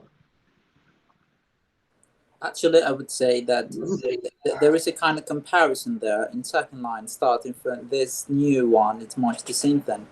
So for me, there will be a point of interception between the call and the kidnap movie in order to make a comparison on the critics. So I'm between the first and the second one, too much than to A. Okay, so you say that based on this information, you would say that he's comparing the critics to something else? To what thing? No, He's no, no. comparing the Number critics to two. what? Number two. Can you go back to number two? Yeah. Okay, That asks number about, two. that asks about the quality of Ask other about the movies. quality of other movies. Let's see. Where is that question about the quality of other movies? Can But you remember, also remember that we can also use the verb ask, not only for stating queries, but also to make a reference to something. So if we take that other exception to the word ask, we can say that this one is much the same thing. I would say. This new one is much the same thing. A well-crafted, sometimes riveting thrill ride. It's an extended chase as she frantically. It was a gripping film. The call. No, start in the call. Notice that here we're speaking about the movie Kidnap, and here they're speaking about the movie The Call, right? So here it says other movies. So is this questioning other movies? Like, is this creating dialogue with other movies? Emphasis in the plural. But not necessarily all the movies refer to plurality here. We're just using in questions. So notice that here, notice that if anything, you could say that he might be comparing this movie with the previous one, but that is one movie. And in the text, it is expressed in plural. So that's one of the elements that you would need to use to discern if the question, is if it applies. Despite the other hints that it has, the fact that this is plural and the other is singular should help you to distinguish that in this case, this one doesn't apply to this paragraph. Okay. Is it clear why? Because it's only one. Okay. Now, what about this one? Is there any section of this paragraph that suggests that we should ignore something about the movie? Or that, recommends us not to do it? In the last two lines, say something about it. Yes, what does it say? If you can forgive the gaps in the logic and some tries setups, you will be sitting on the edge of your seat or even screaming at the screen. It has a relation with the third one. That's right. That's right. That's exactly what this person is doing. This person is recommending you not to pay attention to the problems it has with continuity. And what was the other problem that the person mentioned? The setup. He considers that the setups are fragile, like they are not well established. So there you go. In this case, there is evidence to state this one. And seems to imply that the movie is not ambitious. Well, there doesn't seem to be any evidence of that either. Let's take a look then at the next one. Let's see. I would like to have one volunteer to read B.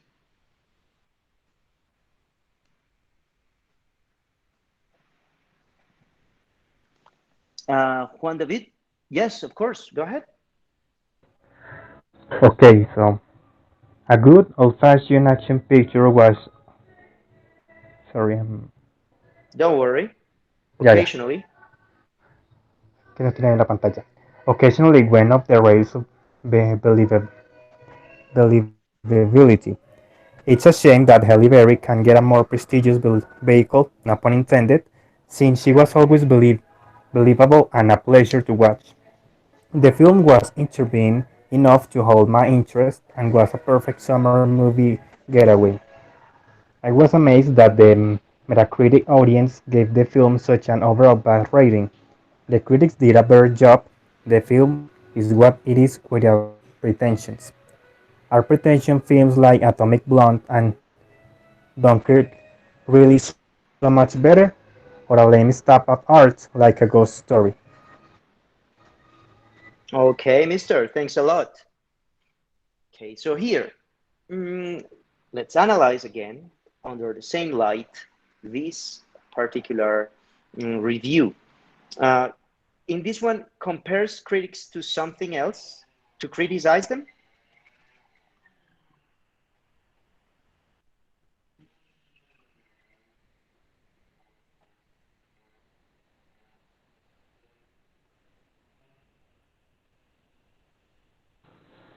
I would say yes. Did he criticize the critics? Um, The critic audience. He criticized the audience, uh-huh. from Yeah. this website, but those are not the critics. Notice what he says about the critics.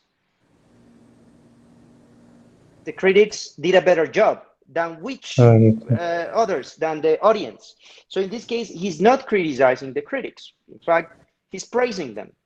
He says that he agrees with these critics.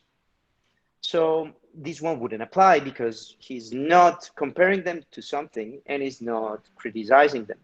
Now, asks about the quality of other movies compared to Kidnap. Does this text make questions about other movies and creates contrast with this one? Guys? I would say yes. At the end, it says that it compares to Atomic Blonde and Dunkirk. Well, he says, are pretensions films like Atomic Blonde and Dunkirk really so much better? Better than what? Well, than this movie. Or a lame stab at art, like a ghost story. So notice that in this case, this person compared this to 3 movies and is doing it in an inquisitive fashion. So literally is asking about this. So there you have the question. Yes, it asks about that. And it compares it to other movies, 3 movies in particular. So notice that in this case, this would match. Now, did this person ask us to ignore the problems that this story had?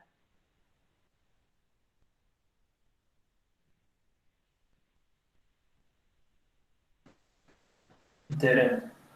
It didn't, right? No, not really. So, well, now seems to imply that the movie is not ambitious. Well, what it implies is that the movie is not pretentious, which is different from ambitious. So, yes, in this case, that wouldn't apply. Let's take a look at C. So, I would like to have one person to read C.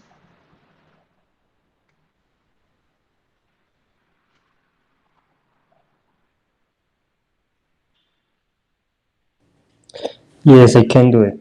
Sure, David. Okay. A relatively short film that goes straight to the point. A single mother suffers the kidnapping of her son while in a park. The film revolves around a single actress, the mother Halle Berry, who relentlessly fights to get her kid back. Some participation from the kidnappers Chris McGinn and Lew Temple. This scenario is simple and has been said many times before. The film is highly attractive because of the restless cat chasing. You feel tired after the first half as if you are part of the chase. An entertaining movie without sophistication. You won't feel cheated. Appreciable acting and directing without much claims. Thanks a lot, mister. So, sir, would you like to tell us if you find any of these first 4 to match that critic, that particular review? There are only 2 left, right? Yes, we have these 2 over here. Even though, they could be repeated, but I can tell you that they are not repeated in these. So that way, yes, you have to left. Okay, one can be 2 times. Possibly. Yes, it could. Yes. Okay, let me see. Compares critics to something else. Does this person compares critics in some way to something?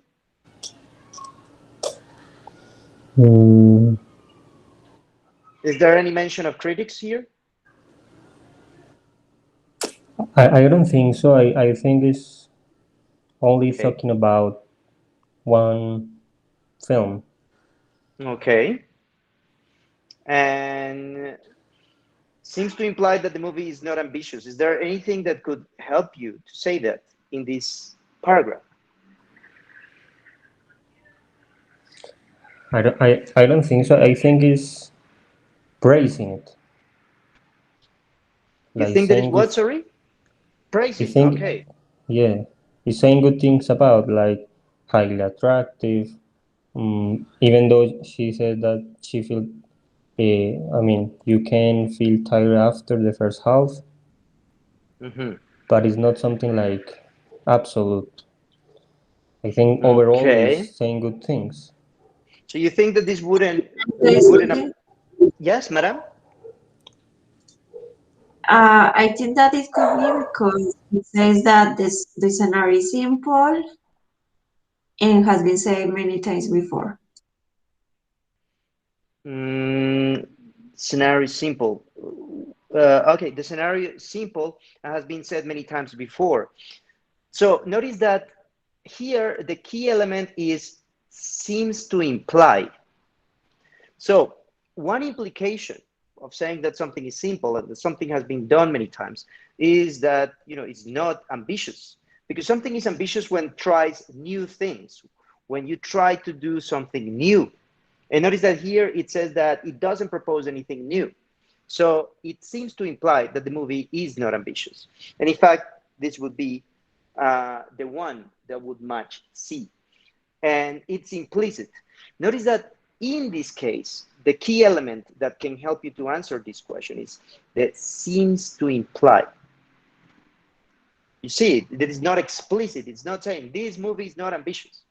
It's mentioning elements that suggest, that imply partially that the movie could be more ambitious. Maybe also the word simple. Simple, yes, it's true that over here it says that, where is it? It's here. Yeah, the scenario is simple. Also, it says movie without sophistication. Notice that. Yeah, that's another element. So that's those are the elements that would suggest this is the answer. Now, to conclude this exercise, then it says it's now or never. So that would be D. One person that would like to help us reading this one? I can read. Of course, madam. Go ahead. It's now or never, and others fight back. Truly shocking for people blindly following the words of critics. This is really a good film. I totally enjoyed it. Well, it was not like I never saw such a film. In a century of motion picture history, hundreds of similar films were made. This is just another one, but there is nothing wrong with it. People really enjoyed it. The piece of the film was rocket speed, so basically there is no time for one to keep looking for flaws. If they do, then they are not enjoying the show. They mix out everything, hence and out bashing it, just like the clowns, aka films critics. Okay, so I don't know. Is there any of the answers that you would associate with this? And this question is general, not only to Jessica, but to anyone willing to answer. I think there's a critics on previous critics. Where? In what part of this text, mister? What it says, people wrongly judged it. Judged. People wrongly judged it. Okay, Uh-huh. yes, there is an implication. What else?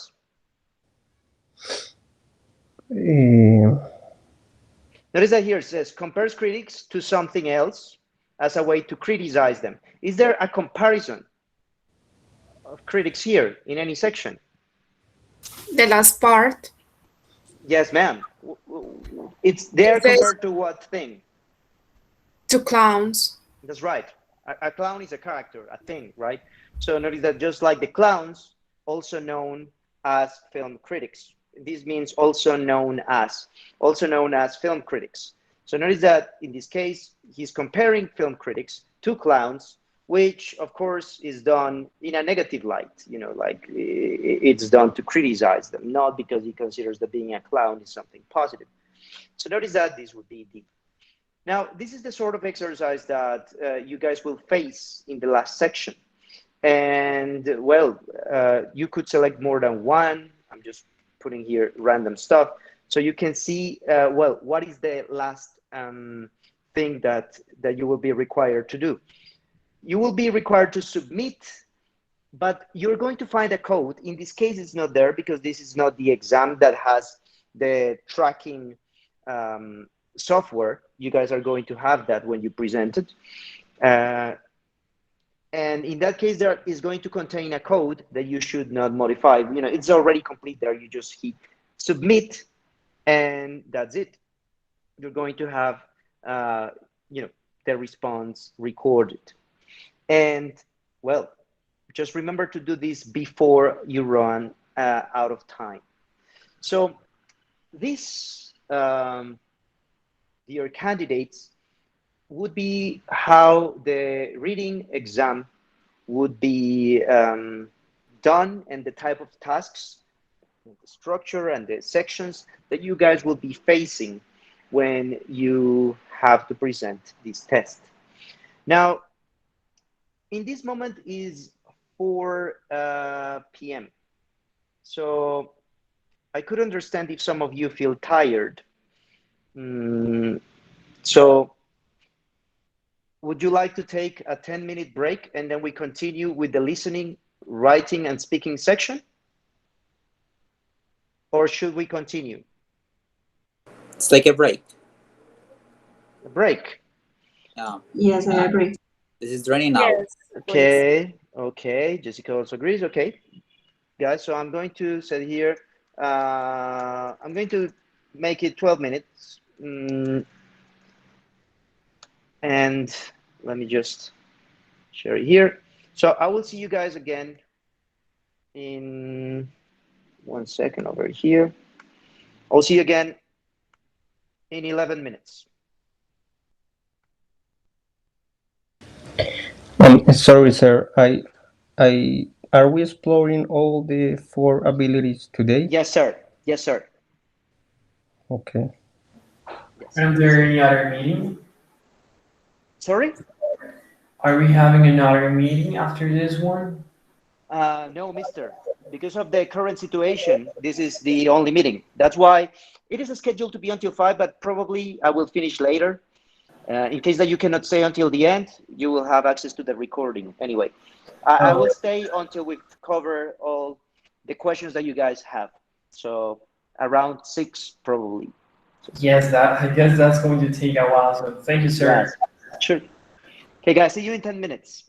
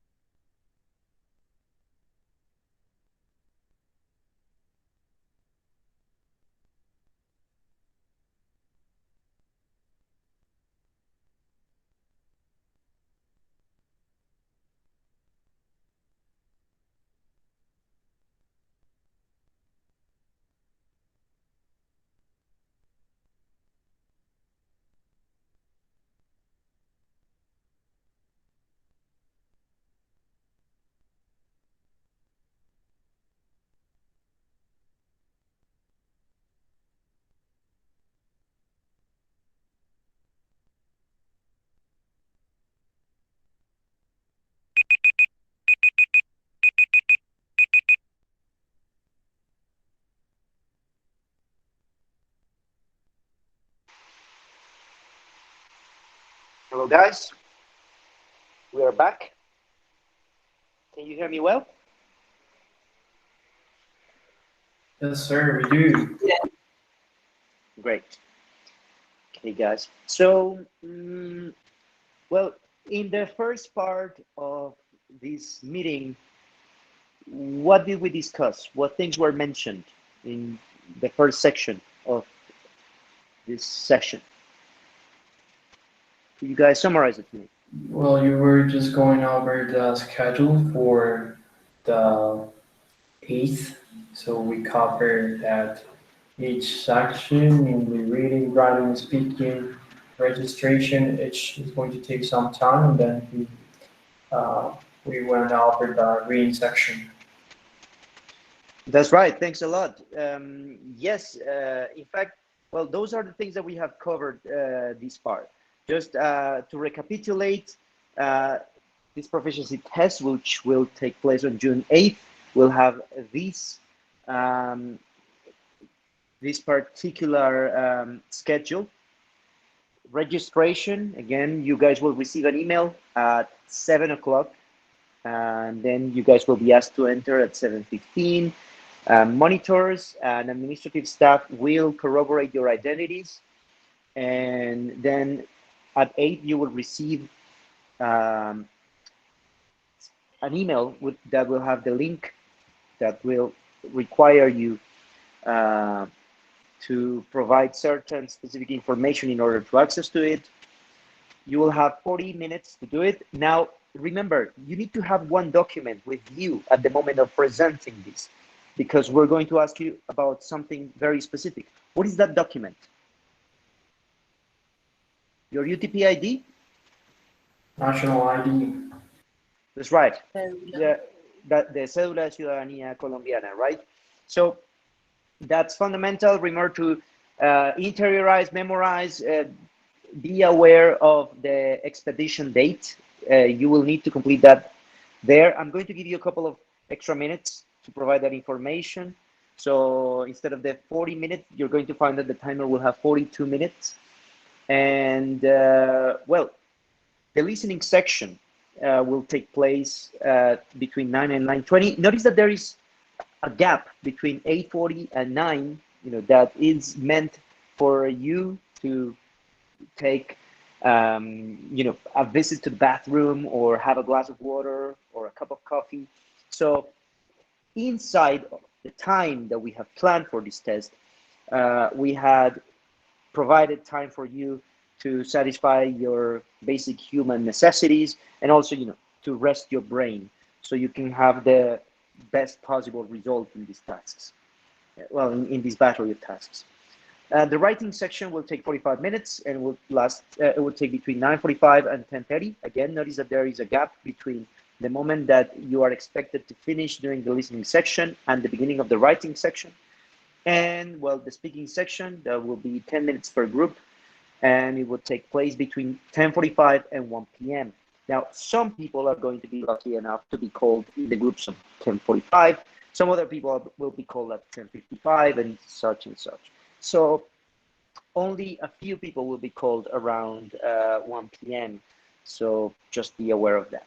Now, we spoke about what is expected of the candidates at this stage. We mentioned that, well, these are the skills that general frameworks of reference addressed in the C1 level. And, well, we spoke about the reading section, that we said that here, how many divisions, how many sections will be there in the reading part, in the reading and use of English part of this test?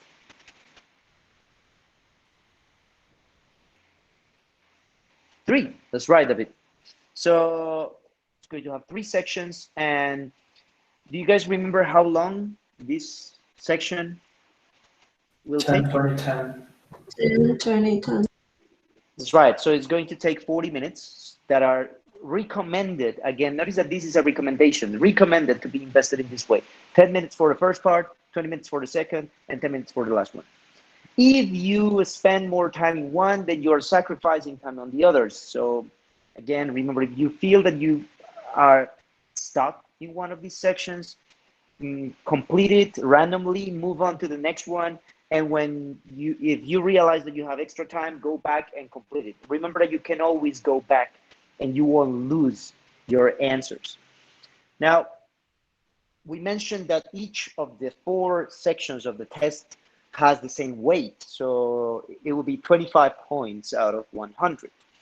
Now we have the listening section. The listening section is going to be divided also in 3 subsections, and these 3 sections are expected to take 20 minutes. Now, the amount of recommended time for each section is going to appear on the top of the task. I will put it in the top of the task. In some cases, I recommend you to take 5 minutes. In some cases, I recommend you to take longer than that. But again, this is a recommendation. The longest task, or the task that would require the most time, is the last. So again, I recommend you the approach of taking into account how much time you have left, how much content you are expected to listen to. And well, notice that the amount of time that you will have is basically the amount of time to listen to these audios twice. Of course, you could skip it and just, listen to the audio, listen to the first audio 3 times or 4 times, but then you're not going to have time to listen to the other audios. And of course, this might have an effect on your final results. So that's why my recommendation. And well, now we're going to visit the listening section.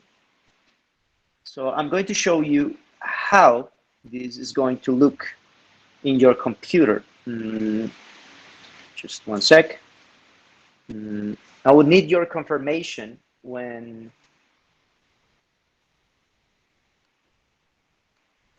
of the fact that you're listening to. Yes, sir.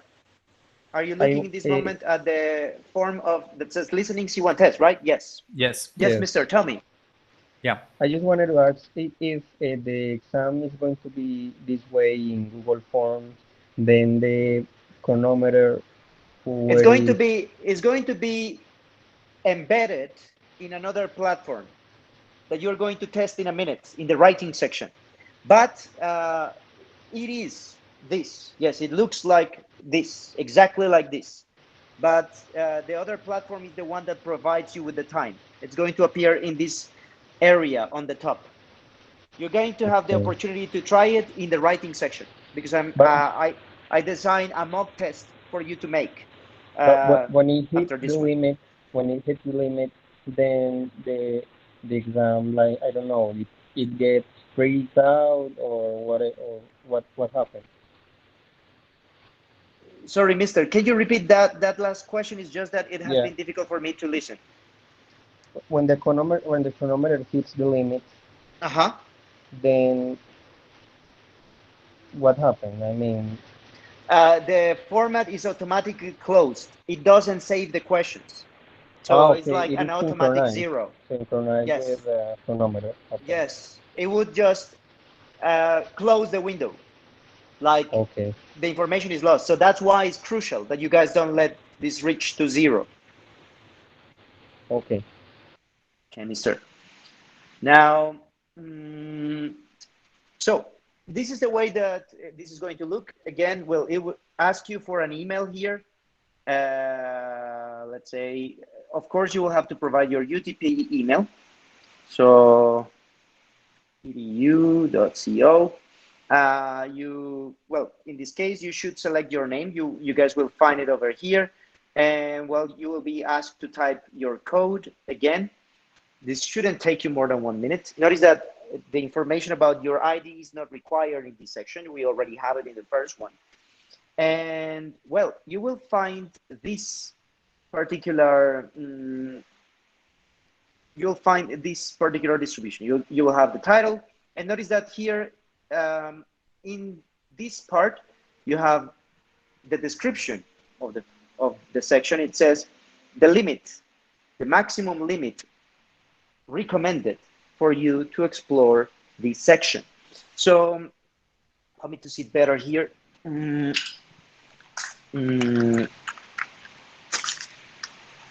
So notice that here, In this section, you will hear 3 different extracts. It's the same structure for 6 questions. And your mission will be to answer which of the options fits best according to what you hear. So there are 2 questions for each audio extract. You will have time to listen to each extract without pauses twice. Again, what I mentioned to you guys, the amount of time that is provided here contemplates that. Marisabel, of course, tell me. I have a question. What about if that day there are, like, for example, there is like a construction nearby my house or something that impedes for me to do the exam, and a Wi-Fi connection, for example, I don't know, any of that kind. What could I do? Or Okay. Well, sorry, Marisabel. Have you had time to explore the protocol that we share with you guys in the format and this morning? no, I haven't. Okay, because this is contemplated there in the protocol. So I would like to know if any of the people that is present here today has, any of you, have you guys read the protocol?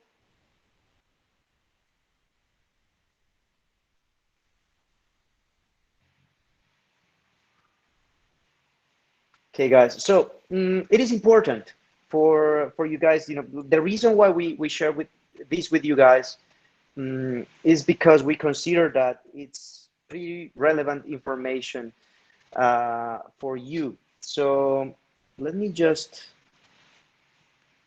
1 sec. I will. It's attached to this event. If you guys go to your Google Calendar, you're going to find it. Also, it should be in your email, and it was also shared a couple of days ago. Let me project here. So, protocol, here it is. Here, you guys will find a series of observations about the technical specifications.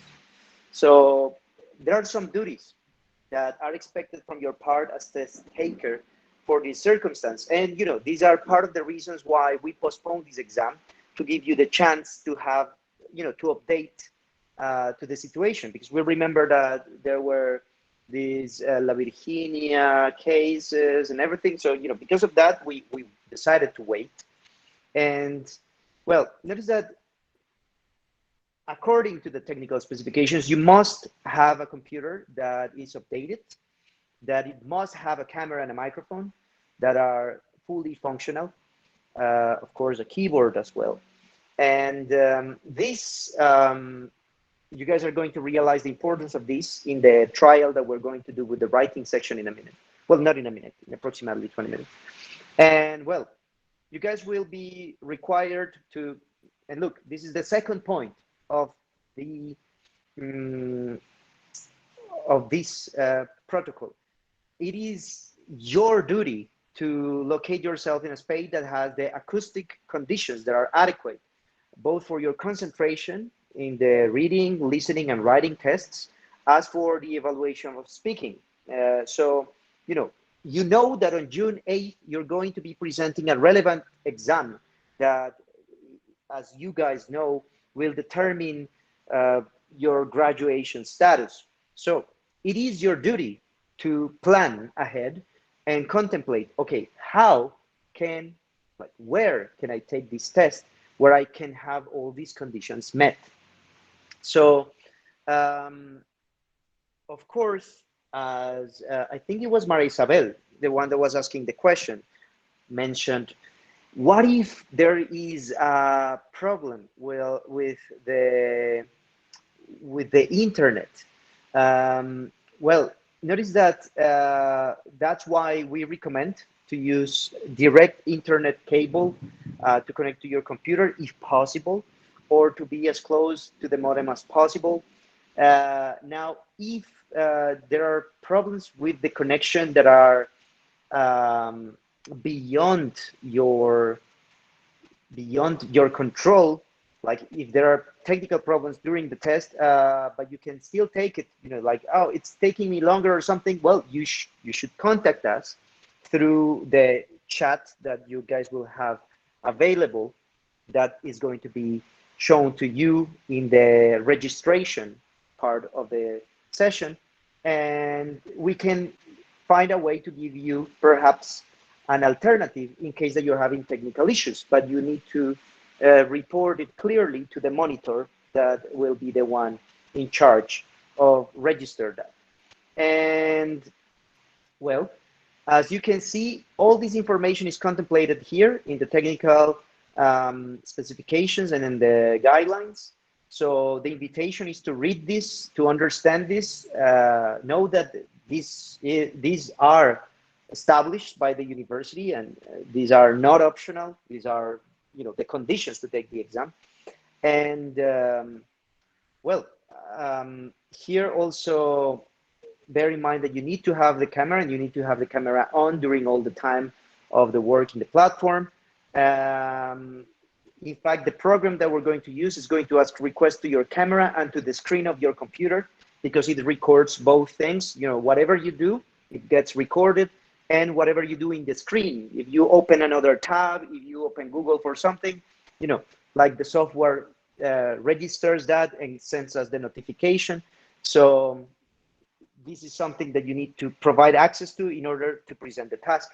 If you decline that permission from the software, you cannot present it. And well, yes, you will be only available to access this test after you have granted these permissions.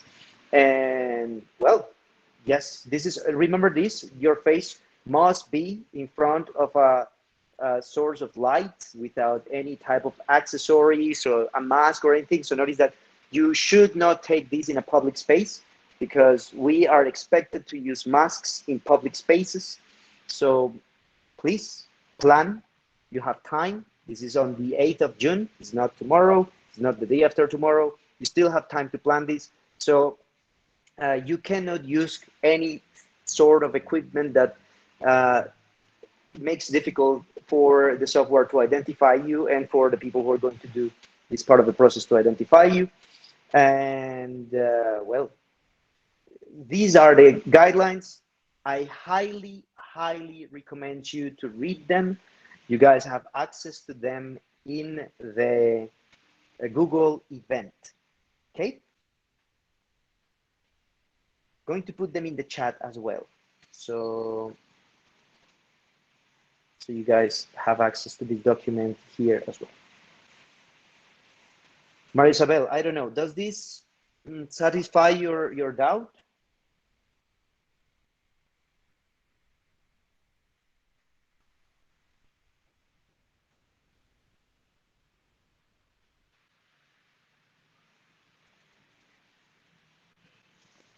Maria Isabel was the one who asked the question, right? This is a good yes, sorry, is that there is a storm right now, and my house started to flood, so I had to run. Oh sorry. my God, okay. Yes, it's raining hard around here as well. Like I'm also seeing a lot of high tides there. Now, well, yes, there is a protocol, so you guys can take a look at it, and well, you can also check this recording later in case that you have doubts about it. I will visit this protocol at the end again, just in case that questions about it have surged after you have read it. Now, is it okay if I go back to the listening section, guys? Yeah. Okay, good. So I have a question before you go there, Ricardo. Tell me. So I can see here the files are on the platform, right? Sorry. Again? The audio files are here on the platform, right? So it is set up to be limiting the time we can repeat the audio, so we can just repeat them until the time's running out. Okay, so notice that, as I mentioned to you guys will have a global limit for doing this activity. Do you guys remember how much is the limit for the listening section? It's 20, right? That's right, 20 minutes, that's right. That is the global limit. Now, that limit is for all the sections. Notice that this is section 1 of 3. This is part 1 of 3. You have 20 minutes for the 3 sections. The chronometer, the timer that you will have on top, is going to indicate you how much time you have left. But it is your call how much time you invest in each section. Here, in parentheses, you will find a recommendation. Like, for example, I recommend not to take more than 6 minutes. 6 minutes would be the time that you would need to listen to these audios twice. So, because notice that this audio, for instance, lasts over here, lasts approximately 1 minute. So 1 minute and 10. So you will listen to it and you will have the possibility to, you know, like repeat it. So only twice. You can listen to it twice. Of course, if you say, no, I want to listen to it 4 times, 5 times, well, yes, you could. It's possible. But then you will be sacrificing time of the next section. I don't know if that answers your doubt, mister. If it is something yeah, different. It does. Yes, it does. Yeah. Okay. Okay, mister. So, well, in this section, again, you will have the chance to listen to these people twice and to answer questions that are relatively simple. Notice that it says, in this case, what can be learned about this person? And there are 3 options. You must select one. What does Anthony say about established companies? And there are 3 options. And the same happens with the second person, 2 questions about that person, and the last person, 2 questions about her. So this is what you're going to find in the part 1. Of course, you will be required to answer them. One thing that you cannot do during the test is that you cannot scroll the audios. You can only play it or stop it, but you cannot scroll it. So once you click play, it will play until the end, or you can stop it and start again from the beginning. So that is how this section is going to work. You will have the audio embedded in this section, and well, you will be able to listen to it twice or more times if you want, but again, that will be sacrificing the amount of time. In this section, for example, for this exercise, the amount of time that is recommended is 10 minutes. And well, there is a description of the people that you're going to hear. In this case, for example, we speak about 2 persons. They are dealing with how to break bad habits. And there is a description that shows you that for this set of questions, you will need to complete the sentences with 1 or 2 words. So here is not multiple selection. You know, it's not like you have the options, but you have to actually write them. So what do you think that is relevant in this case? If I ask you to write them, well, if we ask you to write them, you know, the team that designed these, what do you think that is relevant to bear in mind? I think the most important part that also I have to deal with my students is about capitalization, because most of them writes the answers beginning with a capital letter, but they are not required to do so. And the software doesn't recognize capital letters, or in other words, if we write capital letters when we don't have to, it's going to be incorrect. Yes, sir, that's right. Thanks a lot for the contribution. Correct capitalization and the spelling are expected. Notice that what we want to know is that you're really actually identifying the word that is expected. It is not the same to say, well, for instance, a proper name than to say a verb or a noun. So in these cases, you guys will have to complete this based on the information that you listen to. So notice that as you have the chance to listen to these words, it should not be a challenge to identify them. So it wants to get advice on giving up sugar, alcohol, or something that he mentioned. Notice that there is no way, at least not easy way, for you to determine what is what he said. So there you would type the answer, and the answer needs to have correct spelling, and in case that capitalization is required, well, it needs to be well capitalized. You should not use all caps, as the question will be, notice that this is programmed to be evaluated automatically. If the word, sorry, is not spelled correctly, or if it's not capitalized correctly, it's going to be determined as a wrong answer. So I highlight this. The same will happen in the other sections, well, in the other questions, sorry. So notice that this one is a little bit more demanding, and that's why I offered 10 minutes. Listening to this audio should take approximately, well, the audio is of 3 minutes 44 minutes, and because of that, you will have enough time, 8 minutes, to listen to it twice, and then to answer the questions. Of course, it's not exactly the same situation that you are seeing here. It's similar, but it's not the same. And well, in this case, I'm just going to put random words. So we can move on to the next section.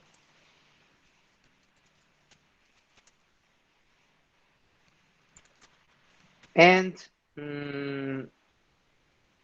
well, the last section normally is the one that takes the longest. So that's why I, in this case, recommended 14 minutes. Again, it's not that you have to take exactly 14 minutes to do it. It's just the amount of time I recommend you to allocate out of the total.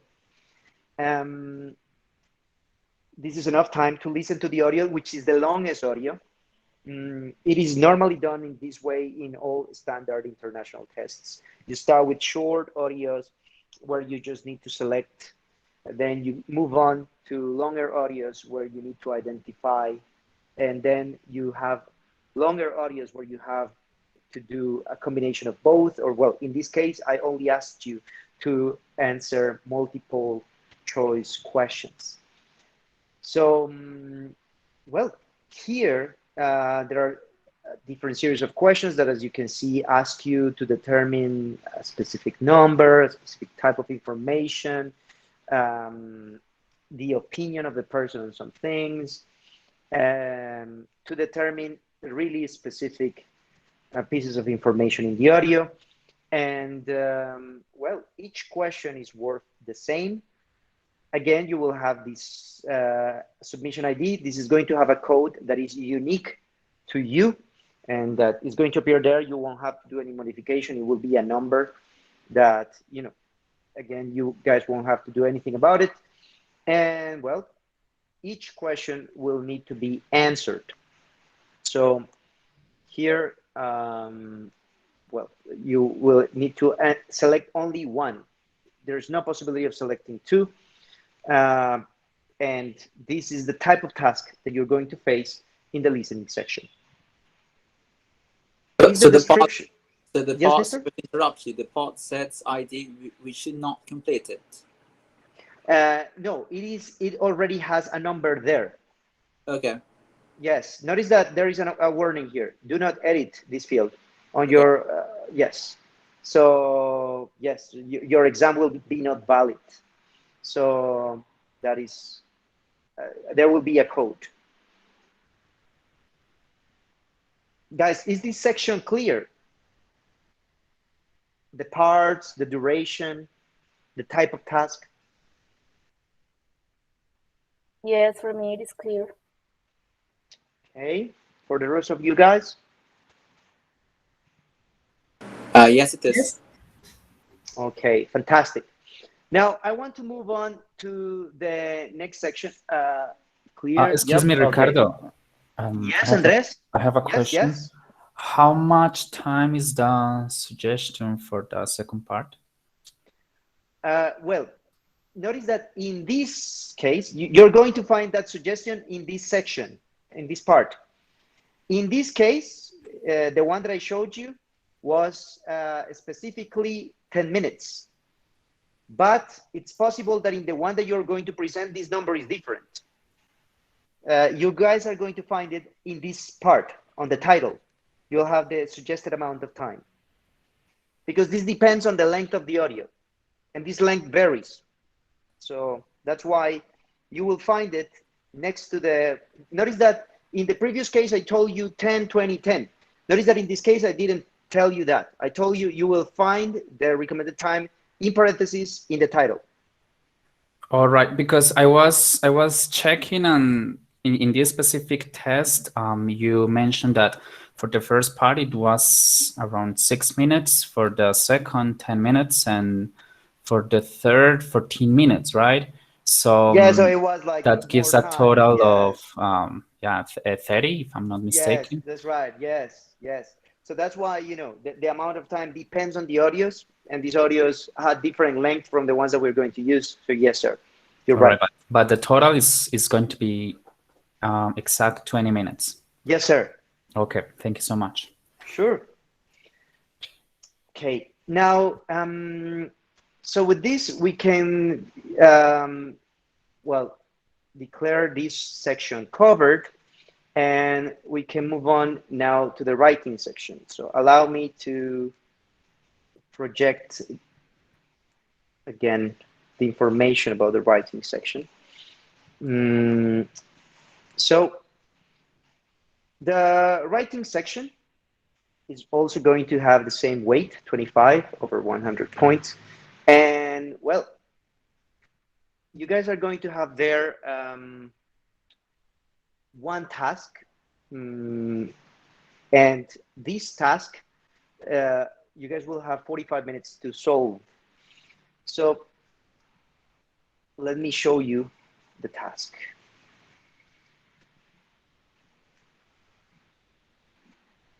The electricity in my place is kind of having fluctuations. So just in case that I disconnect, be aware that it might be that. Still, I'm using my telephone, which is connected to the data network. So probably this is not going to stop working, but maybe the computer, in that case, I would require a couple of minutes to just fix it. I'm just warning in case that this happens. Now, at this point, you should be able to see the writing test, right? Yes. Okay. Notice that again, it requires you to provide your email. It's crucial that you guys input this information, you know, like properly. You're not going to have to write your name. You will select it. Your code, well, you guys already know what is your code. And well, after that, you guys will have the section. So in this case, the chronometer is going to indicate you the time because there is one only section. So there is no recommended amount of time. It's there. And you will find the prompt there. And this prompt is going to lead you to a section where you should write the text. You're going to find there the assessment criteria that is described in detail. And well, the intention is that you guys will complete this in the given time. So now I'm going to provide you with the opportunity to present, if you want, this task. Are you interested in doing so? Are you interested in presenting this task in this moment? Absolutely. Okay. So, well, I'm going to program this in this moment. So you guys experience literally how this is going to be, you know, in the actual day that you have to present this task. you will see that the link that I'm going to provide you in a minute is going to show you something like this. For 1 second.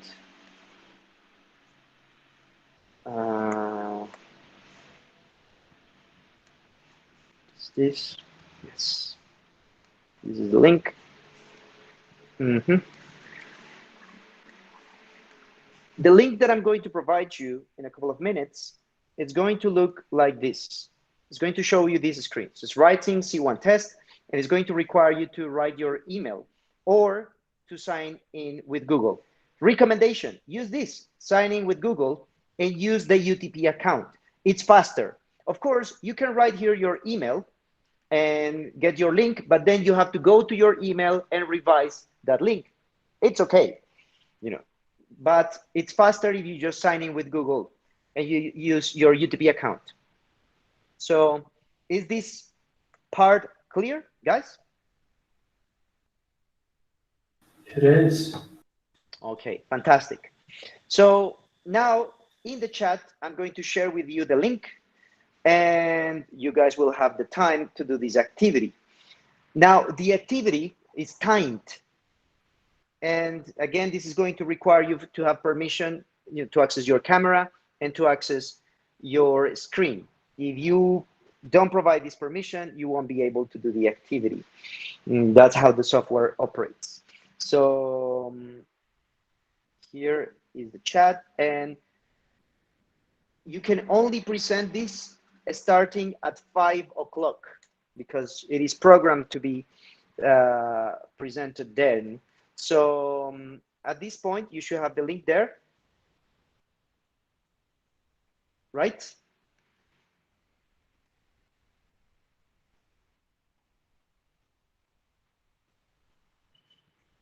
And it should be accessible, you know, again, remember to sign up with Google account, with the UTP account, and then you can do the test for 45 minutes. In the meantime, then, I will be here silent. In case that you have questions, please write them on the chat so we don't interrupt the others.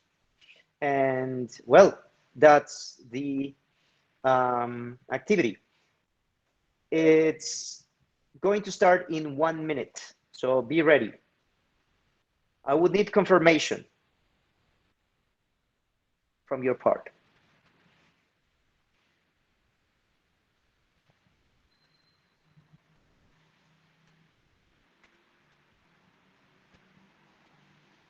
So ready?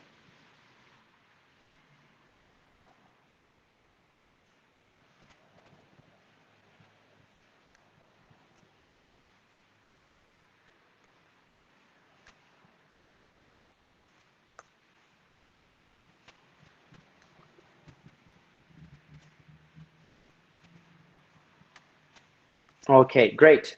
You can start now, 4:50, the time that, oh, sorry. I think I made a mistake. Are you able to work in this moment or no? No. No. Yeah, because I made a mistake here.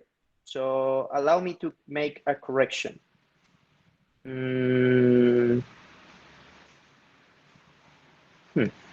I put it at a different time. So here is the correction.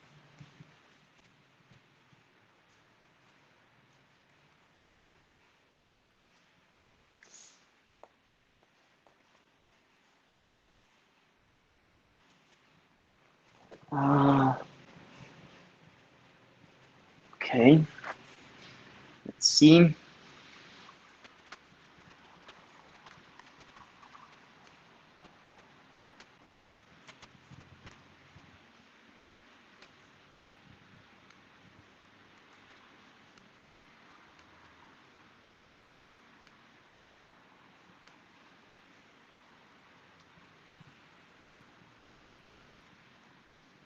In this moment is 4, right? So it's 4:16. You guys can hear me? Yes. Okay, thanks. It's just that this is not working properly. For some reason, it doesn't allow me to select the... Okay, yes, here it is. 1655, there we go, 45.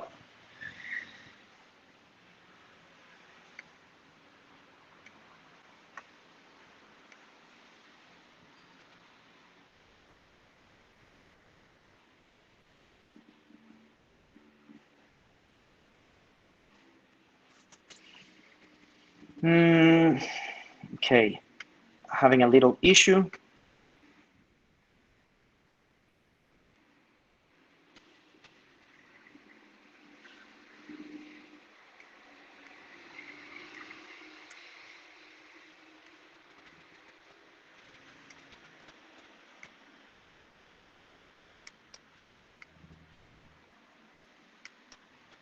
I will need 3 minutes to solve this. My bad.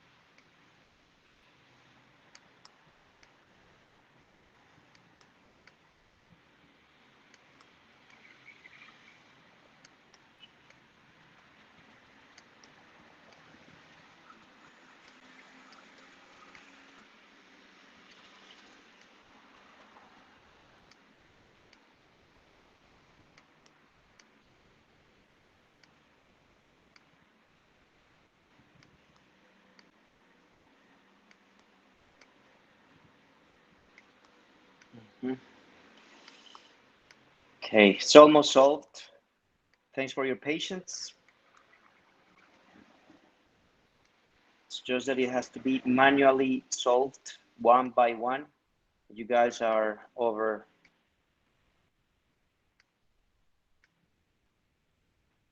It's like I created a bunch of tests simultaneously. There we go.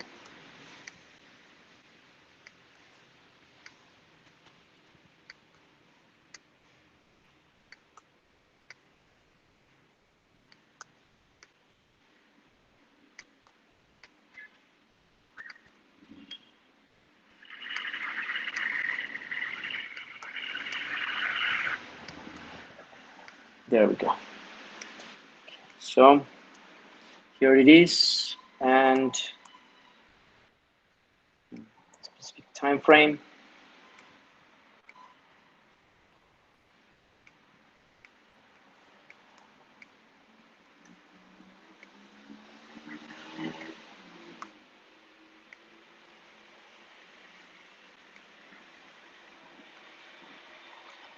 Okay, here it is.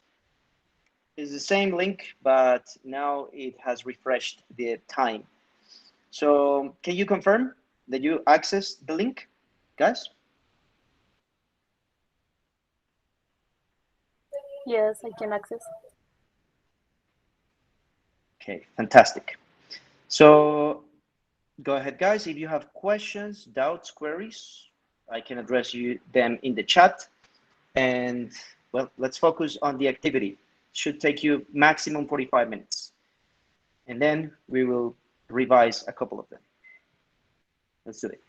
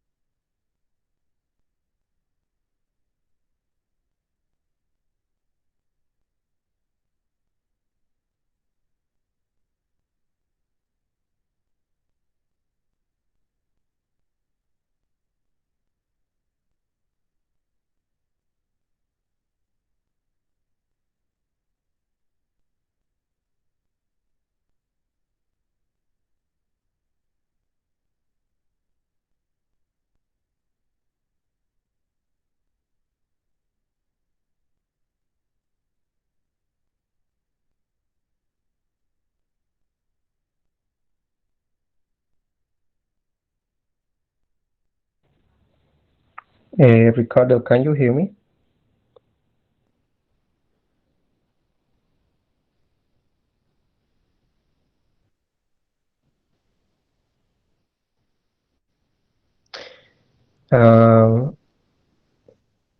Okay.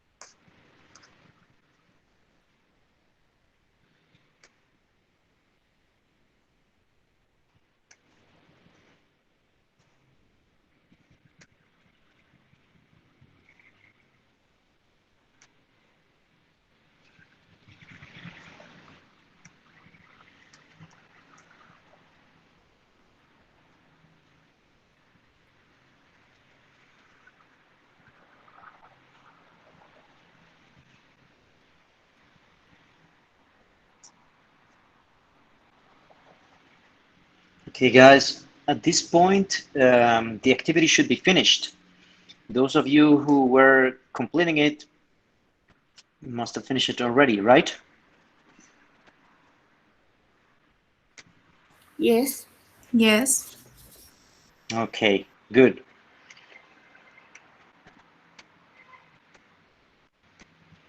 So, well, I'm going to take advantage of the situation then to provide feedback to some of you and to mention what sort of activity that you did would not be acceptable during the exam. So, for example, Mr. Incapié, are you present in this moment? I am. Okay. Yes, of course.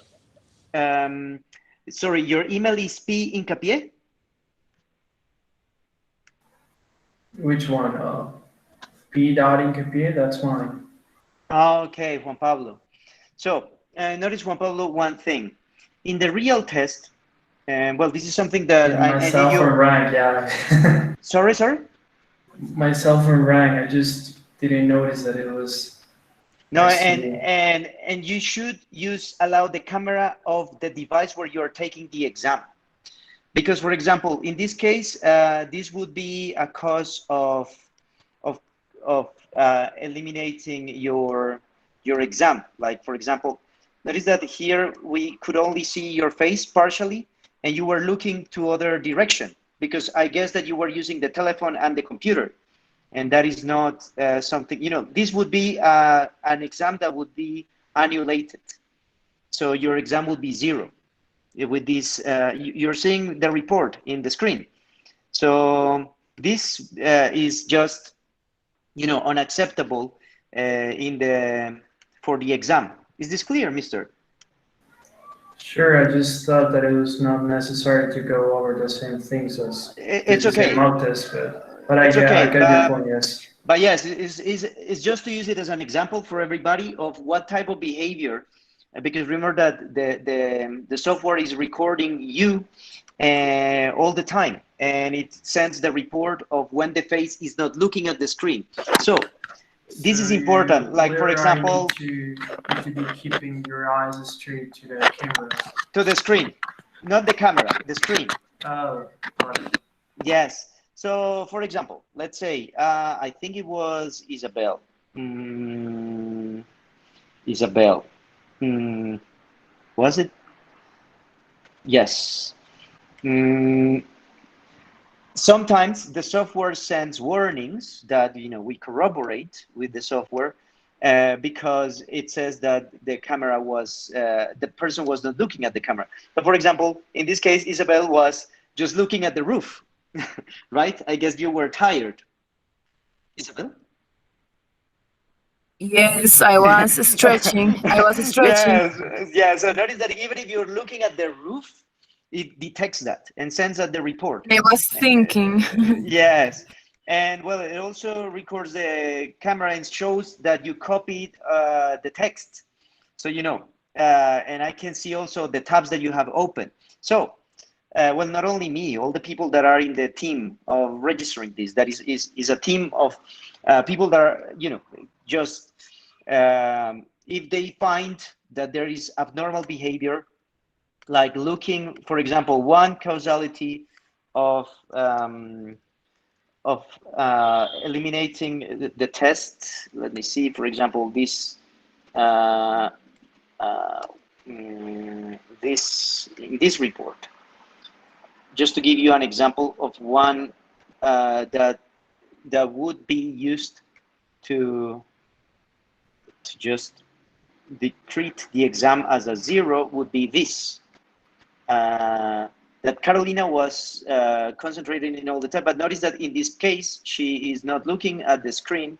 She's clearly looking either at a telephone or a piece of paper down below, not in the screen. So this would cause the exam to be, you know, annihilated there. So in the exam, in the real exam, yeah, in the real exam, you guys cannot do that. I was taking notes. Yes, you can't. It has to be on the screen. Because notice that it is impossible for the evaluators to know if you were taking notes or if you were looking at Google Translate in your telephone. But earlier you said that we were allowed to take notes. In the reading section. This is the writing section. But you remember that I mentioned that. Yes, in the writing section is not possible. It would be annihilated if this is detected.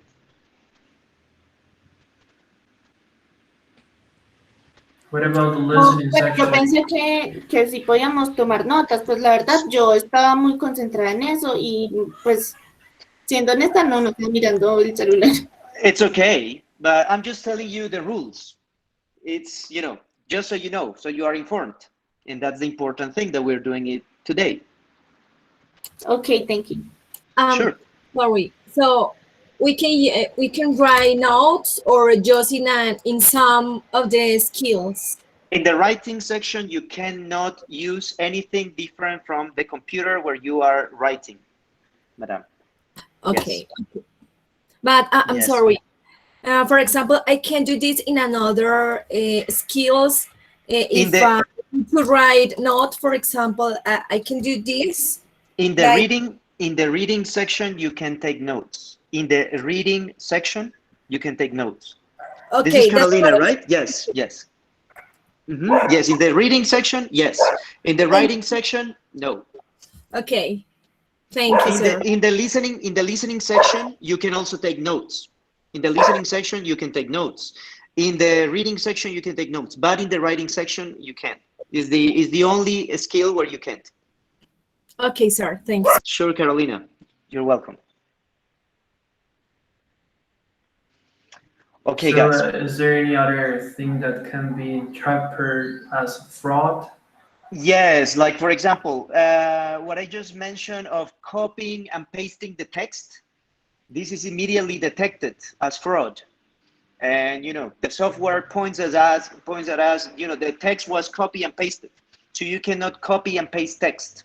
If you do it, it is detected as fraud. Well, so no copy text, even though I think, yeah, that better, one is very better clear. not to have tabs open. No, yes, you cannot have other tabs open. You cannot copy, you know, like, because notice, it makes a lot of sense. It's like you could copy it from another page and sure, it does. Yes. Carolina. I was thinking there are no limits for the words. Yes, it is there. Like in the instructions, it says write your answer in 220 to 260 words in an appropriate style below.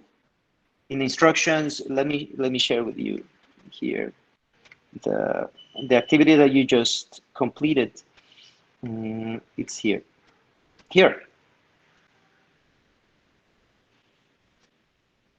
Is it projecting? Okay, yes. Yes, it's there, right in the instruction. Write your answer in 220 to 260 words. Yes, right before the rest, over the image. This, however, I need to highlight, is not as important as having content that is actually relevant to the task. That would be the really important thing. So, well, guys, if the part about what might be considered fraud by the evaluators and why might not is clear, would you like to move on to taking a look at one of the texts that you produced and me giving feedback as the evaluators will do? Definitely. Okay, now I am not going to be an evaluator. There will be a team of evaluators that will be doing this. However, I have worked with them in the standardization of this product, and we, this is exactly what they would do. So is there any volunteer from in this moment I'm sharing my screen, right? Yes. Is there any volunteer from the 10 persons that managed to send these on time that would like me to provide feedback live with the rest of the people?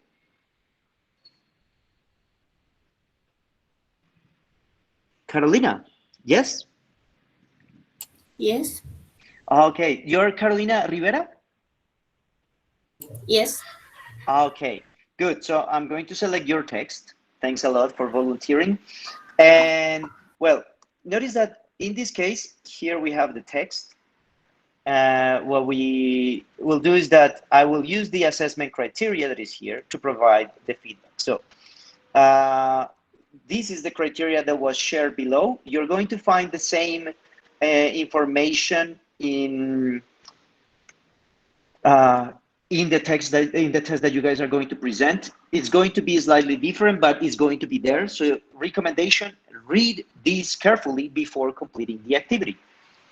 Now, here we have the text produced by Carolina, and what we're going to try to do is to see what score it gets here. So, well, Carolina, I'm going to read it out loud, if you don't mind. Okay? I don't mind. Okay, great. So, I'm going to save it. And just to remember that the task was, your program coordinator has asked you to consider these improvements that could positively impact the community in your university program. So improvements: open a resource center with books and computers. Create a fully equipped kitchenette with microwave, fridge, and other facilities. Have a room with TV, board games, ping pong, and others for entertainment. Now, this is the mission. Write an essay. This is the type of text that you were required to write in this occasion, discussing two of the changes. You should explain which one is most appropriate, giving reasons in support of your answer. So notice that what I'm going to assess here in this section that is called content, in this section that is called content, is what? What do I expect here in the text that we're going to read from Carolina? When it says, has written about the pertinent issues, the contents are substantially described as indicated in instructions. There are no contents that may be irrelevant to the task. So based on the description of the instruction, what do you think I expect to find there in that text? Or what do you think the evaluators expect? Well, that you come up with relevant ideas. For example, if you picked up the resource center and the kitchenette that you were talking about, that you were just not popping up ideas about TVs. That's right. How many changes should be mentioned in a text that would get a perfect score in content? One change? Two changes. Notice that a text that doesn't mention two changes, well, would not be a candidate for a perfect score in content. Notice that here it says explain. So what do we expect there?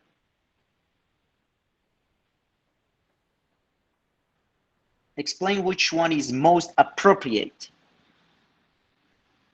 So balanced exposition of both is what we expect in this text? No, it's just to choose one. That's right. We need to read that the person mentions to, right? And the person must provide arguments. That's why it should explain which one is most appropriate. Arguments that mention why this one is better than the other. And well, there have to be reasons to support this answer. So let's look if that is there. So here we are. Let's see. Living the student's lifestyle from a faraway town of the university is not as easy as it seems. It is very important to have the necessary tools to complete the full activities and tasks that a career demands. Therefore, it is necessary to have a room with advanced technological equipment available for the students. On the other hand, if the student is so far away from home and they need to bring the lunch at the university, it is necessary to have a room dedicated to the lunch and other food. This is the reason why the coordination considered the possibility to have one of those options. So, did this person expose here both, two cases or no? Yes. Yes. Okay, so yes. In this case, she mentioned both. So far, so good. Now, we need to see if she decides for one and if she gives us reasons. So she says, first, the idea to have a fully equipped kitchenette in the university is very exciting. The students will never have to eat cold anymore. Their energy in the classes before the lunch can be higher with an increment with the participation. Their juices and liquid food will always be cold or hot if they need it. And if there is a lot of sleep, they can go out to take a cup of coffee and the energy is back. Okay. On the other hand, to have a resource center is very, I guess, important for the development of the students. It can be necessary for them regarding of the homework and homework and the tasks they need to develop for every subject. That is the main aim, I guess, to have a place where they can use it for all the subjects and research without any limit. In addition, the students who do not have computers or connection in their houses can solve. I'm not sure. Well, they can solve with this office created only for the benefit for them. They have not pay anything for the use of the books and computers. Okay, this part is a little bit confusing, but It is okay. because the letters, I think that while I was writing, the letters were mixed. Okay. Now, although both ideas are interesting, the most powerful necessity of the students is the one that let them have a better future. The computers and books are very important tools for a student who wants to continue and conclude his or her studies. Therefore, no matter how cold is their lunch or how hot is their juice, if there is an opportunity to bloom and have a future, the tools are the priority. Okay. Now, grammar and those aspects, we will discuss them later, but let's look at the content and task achievement. The person wrote about the pertinent issues in the task. Yes or no, guys? What do you think? Did she write about what was requested or no? Yes. Yes, she did. She mentioned these issues. She mentioned two. And at the end, she made a decision about one, right?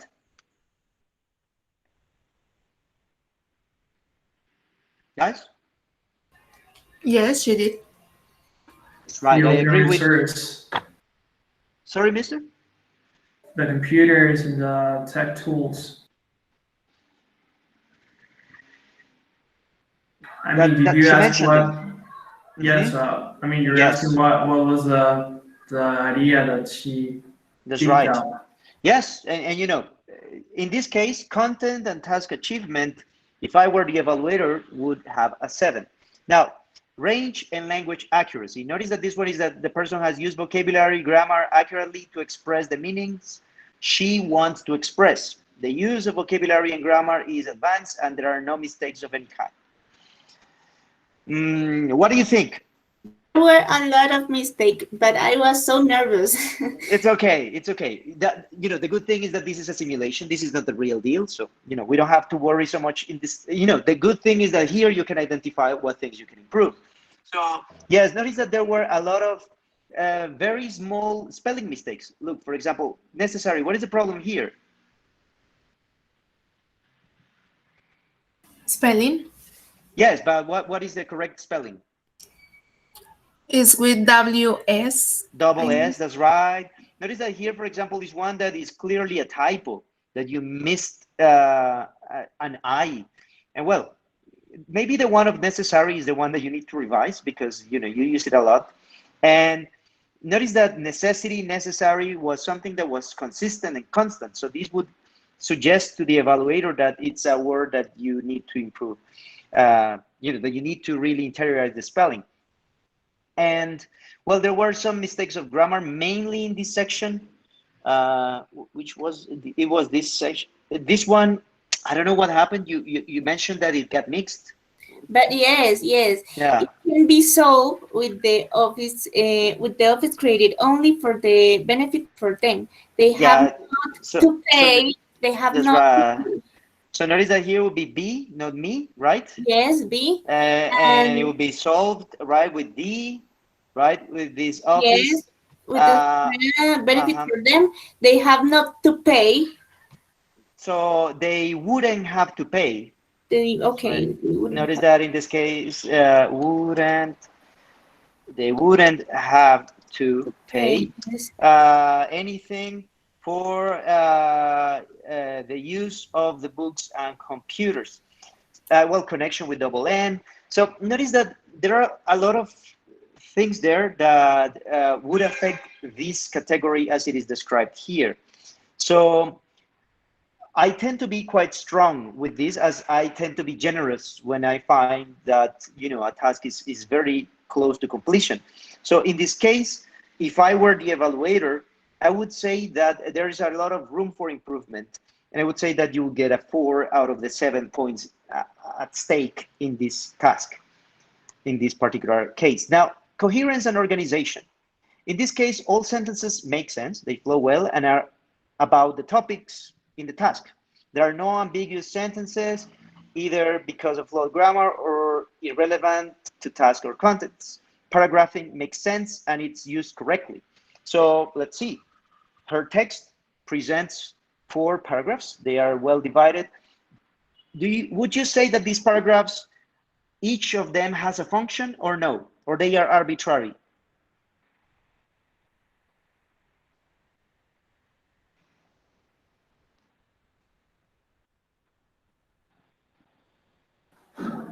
I beg your pardon, sir. What was it? What was the question? Yes, the question is, if you consider that the way that these paragraphs are structured is, you know, well made, like each of these paragraphs, it is clear that they have a function, or it's not clear which function they have? I think they do. You think what? They do. They do. Let's see. For example, what is the function of this first paragraph? It is an introduction. That's right. What will be the function of the second paragraph? To develop the first idea. That's right. There is development. That's right. Notice that she used a connector first and comma. Well done. Now, then what is the purpose of this next paragraph? To contrast? That's right. There is contrast in this idea. And what is the purpose of the last one? Conclude. Conclude. That's right. So in this case, I would say that this is well organized and that it is coherent. Now, connectors is where I would have an observation, because notice that, for example, here on the other hand. So let's see. Notice that you're in the same text, you use exactly the same connector.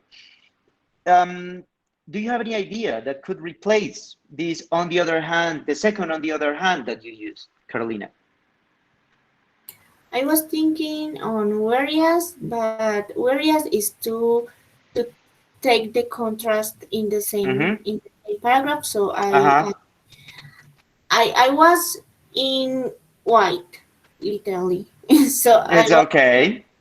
No, Any suggestion, guys? I was like, no, I need to continue. I am going to put on the other hand, and later I am going to make the correction, but okay. A recommendation. In those cases, put an asterisk. And that way, you can remember before sending, like, oh, okay, I'm going to change this one that has an asterisk. So just, or a symbol that is easy for you to identify. Guys, what suggestion do you have for Carolina? What can we change? What can we put here instead of on the other hand? Any idea? It's very simple, very similar. Contrary. On the contrary, yes. Even though, notice that contrary is a polar opposite. Like, you know, it is exactly a polar opposite. I think it would be a bit too strong in this case because it's not an opposing idea. It's just an alternative.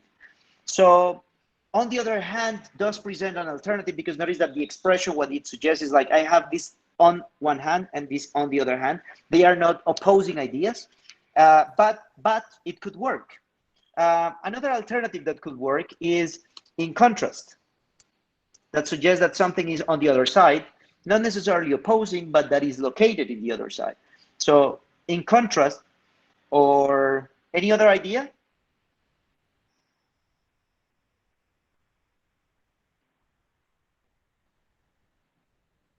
On the other side. Okay. Yeah, on the other side. Yeah, it could work. It could work. Now, I would say that this is coherent. This is organized. Person provided, you know, a good amount of reasons. Maybe now that I read it again, I would be a bit more, you know, like strict in this case, yeah, because there are a lot of little mistakes that could affect the message. As Carolina mentioned, she was nervous, spelling, the grammar in some parts, but well.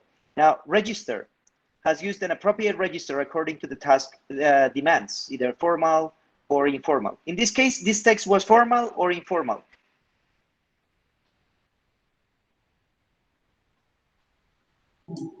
Formal. Formal. It was an essay. So yes, I would say that the text is formal.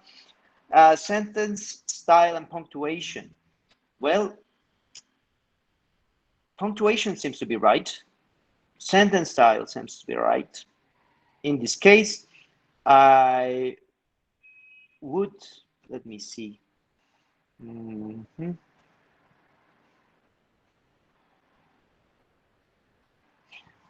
Well, maybe the only observation, I didn't find any semicolon in this text, but that is a matter of style. Madam, do you know how to use semicolons in English?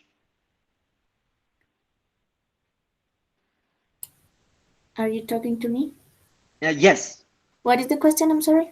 Are you aware of how to use semicolons in English? No. Okay. So one recommendation for everybody, just explore how we use semicolons in English. Why? Because if you use semicolons properly in English, that is one thing that you would expect as an evaluator from someone that claims to be C1. So I don't see any semicolon here. And that doesn't immediately or automatically mean that you don't have the skills at the level.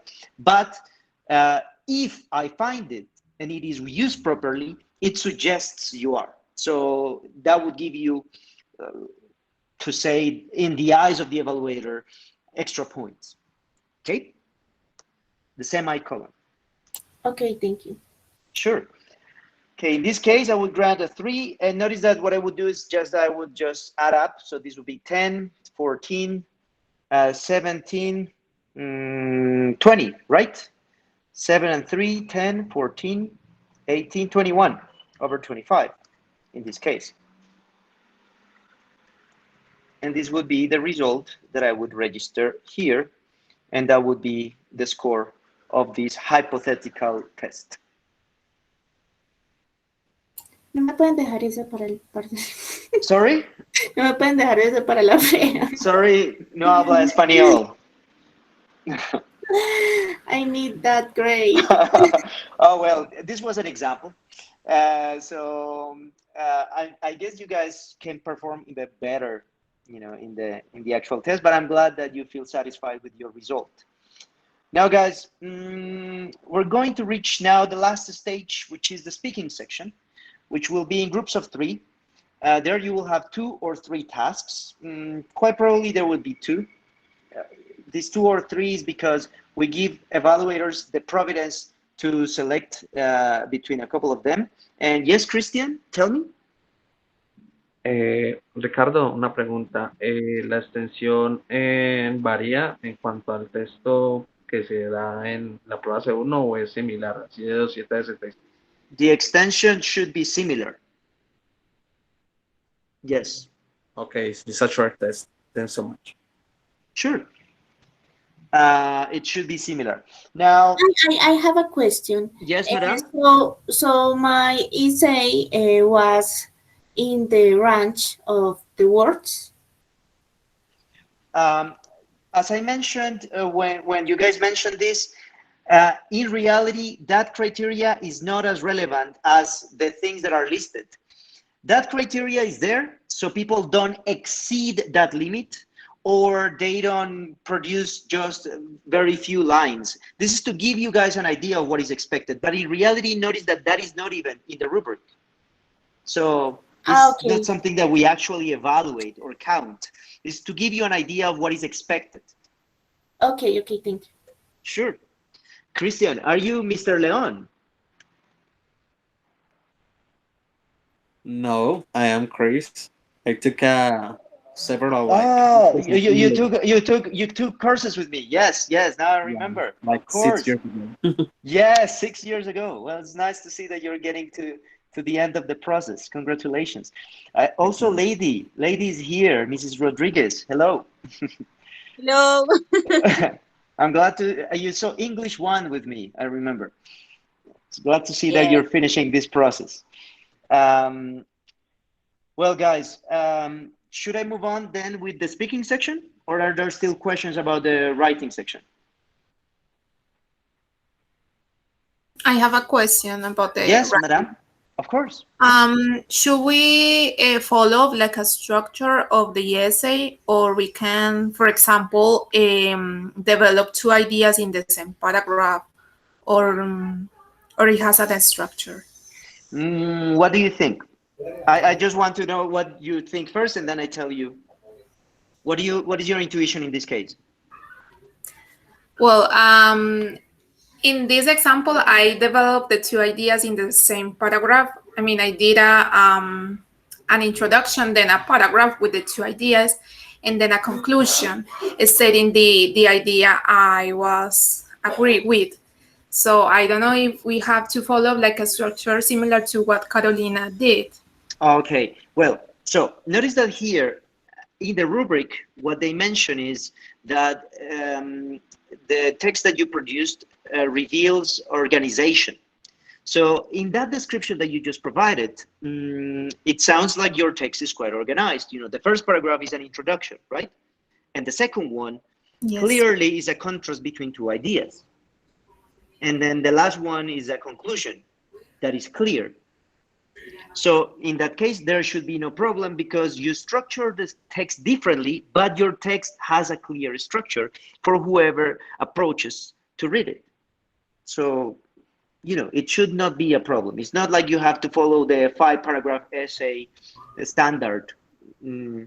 If you want to follow it, though, you know, it would help you as a guideline to produce a text efficiently. Like you don't have to plan it, you know, you don't have to create the wheel. You already are using a tool that exists, that is the 5-paragraph essay for argumentative texts, but is not something that you are forced to use. If you produce a text that is well organized, coherent, it should be okay with the evaluators. Okay, thank you so much. Sure, you're welcome. I just want to highlight that in this case, this was an argumentative essay. It is possible that in the final test, you guys have to face a different type of task. It could be to reply an email about a subject, about a specific thing. You know, it's a text. But of course, in all these texts, what you will be required to do always is to provide support for opinions and decisions that you want to make. Okay? This is feedback in general. Okay, guys, any other question about the writing section? I have a question. Yes, mister? So is it, well, mandatory to write this 5 paragraphs essay because I wrote like 3? Okay. I don't know if this was clear, but let's see. Daniela, what was the conclusion that I mentioned about this? Is it mandatory to make this 5-paragraph structure? No, it is no. What is important? What is the relevant thing for the evaluators? That the paper is organized and the ideas are stated. That's right. So, you know, the 5-paragraph essay structure, if you want to use it, if it helps you to organize your ideas, fantastic. But it's not mandatory. What is mandatory or what is required, what is expected is that your text is organized and coherent. Thank you. Sure. Any other question about the writing section?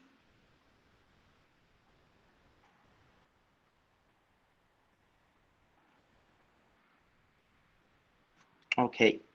So about the speaking section. The speaking section, then, it's okay if I move on, guys? Sorry, I have a question before Of you course. continue. Of course. Yes. Yes, Fernanda. Do you take into consideration the number of words? I think I already answered this question. Guys, what did I say about this? I answered it twice. What did I say about this? That is not mandatory. It's like a guide to make the essay, but it's not in the rubric, so it's not mandatory. That's right. That's right. Okay, thank you. Sorry, I couldn't hear that part. Okay. Any other doubt or question that you guys have?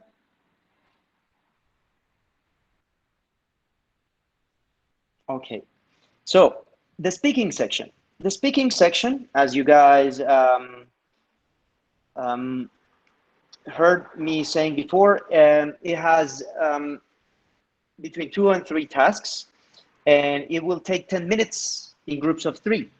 There will be 2 evaluators that will be looking at a rubric that looks like this.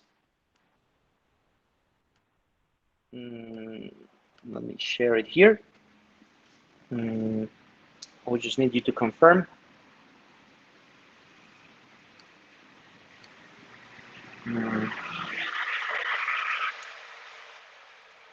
So it's going to have these possible parts, you know, part 1 where they will ask you personal questions, you know, about your daily life, about your routines, about the program you study. Part 2, which will ask you follow-up questions and questions on social issues and culture. So it's possible that you could expect questions about specific political or social issues, not only in Colombia, but in the world, ecological issues, the university as well. And part 3 will have students talk to each other based on a given list of academic or social cultural topics. Again, evaluators have the capacity to decide which of these execute. Because if you see, time is very limited, 10 minutes to evaluate 3 people, it's quite limited. So because of that, we are required only to do, 2 of these parts. I'm not going to be part of these evaluators. Again, I work with them forging this exam, creating this exam, but it's not my role to evaluate. Now, this is not a tool that you will have. You will be only present in a Google Meet like this. You will receive the link at the time of the exam. You will enter there. You're going to find there 2 evaluators and 2 other people that are your classmates. They will be equipped with this instrument where they will choose the name of the person and they will say, well, how they consider that is your performance regarding grammar. Well, it is expected to be used at an advanced level accurately to express a wide range of language functions. Your vocabulary range, if you use a wide range of technical and frequent words, this is a 5. The one would be the opposite of this. The same for pronunciation, for fluency and coherence and communication. There will be a final grade that is the accumulation of this criteria, that is basically the criteria of speaking for C1. And well, evaluators will make notes on your performance, and this is what both of them will register. Your final grade in speaking will be the average between the 2 grades that evaluator 1 and evaluator 2 grant you. So your grade will be the average of what both of them determine to make it a fair evaluation. So what questions do you have about this? Yes. Yes, how many people are in part 3? 3 people, 4 people? Guys, how many people are there? I mentioned this. 2 or 3. No, 2 evaluators, 3 candidates. That's right. Always 3 candidates and 2 evaluators. So in total, you will have 5 people in this call. But remember, 2 are evaluators and 3 will be the candidates. Always. But it is like a conversation. I mean, in 3 minutes, every person, person talk more than one time, or part 1, which will take 3 minutes. Evaluators will ask the candidates personal questions. So no, I'm referring to part 3. Okay. So part 3, they will have students to talk to each other. So during those 3 minutes, what evaluators will try to provoke is a conversation among the 3 people that are taking part of the test. So it means that each person can talk more than one time in that conversation. Yes, it depends on how the conversation is configured, but yes, I would imagine what if a person gets too much of the time and extend their speech a lot, and the other 2 evaluators evaluators are trained to identify the situations and to try to provoke situations where the others have the chance to participate. But yes, of course, that's a situation that is taken into account.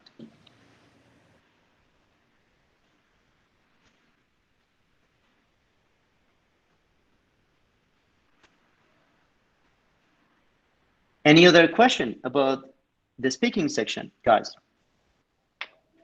Pardon me. Regarding part 1, I would like to know if it would be better to just answer the question right away, straightforward, or maybe provide more information. In some standard tests, they recommend to add more information, like, where do you live? I live here, and I have lived here for this long, or something like that. But considering the time should we just answer the questions right away? Like, where do you live? I live in Pereira, and that's it. Well, Ensueño, that is a very good question. Notice that, well, notice this. This is a test for C1. So what do you think? What do you hypothesize that, what is your intuition in this case? Well, I would say that providing more information, a little bit more, would be okay. But I don't know because of the time. So you would be right. Yes, adding extra information is expected. Yes, no question, saying yes, saying no, Pereira, that would first limit the amount of information that the evaluators are receiving. So notice that it would be difficult for them to determine that you have a wide range of vocabulary, like, to complete, for example, this particular, fluency would be quite limited. If a person can provide a lot of information in average 1 minute, that is that as there are 3 people and there are 3 minutes for part 1, each person is going to have about 1 minute to express answers to the questions that they are asked. So in that context, this is one thing that is evaluated at that point, when you are able to provide a lot of information in a short amount of time. A lot of information, of course, that is relevant to the task. Also, this would help to, in the section of communication. I think I replied to you some questions today, right? Yes, Ensueño, right? I guess it's not a very, it's a very unique name. So, yes. So, Ensueño, I mentioned in the email I replied to you that the closest standard exam to what we do here is the former CAE. Now it's called C1 Advanced from Cambridge. So allow me to put here a video with recommendations about this speaking section of that exam. There in the chat, I put it for everybody to access it. And there they give recommendations that are very similar to what Ensueño was mentioning on how, when you are asked these questions, at this point, you are expected to elaborate on your answers, not to say just, answer monosyllabically or just with one word, or like at this point, we expect development of the ideas. Sure. So I think this video could help you to find vocabulary and well, ways to elaborate your position. If you practice with this during this weekend, with your peers, with your colleagues, I think that you can perform well in this test. So, sure, you're welcome. So guys, with this, I think I have covered, all the different areas of this test. The 4 parts of it, the subdivisions, and well, I'm going to go back here to the presentation just to remind you that the technical specifications are in the protocol. The protocol is in your emails. It was also shared in the chat for the people that were earlier here. It's also as an attachment in the Google event of this session that is finishing. So guys, please read it. Read the protocol. I tried. Well, the team and we try to make it short, brief, clear, precise, and well, remember to avoid any behavior that might be considered suspicious during the exam. To have the camera of the device that you are using activated. That's the one that should be activated. If you're looking in other direction, the evaluators might, just say that you were committing fraud, and the exam would be, well, considered to be unviable for evaluation. So it will be an automatic 0. So, just help us.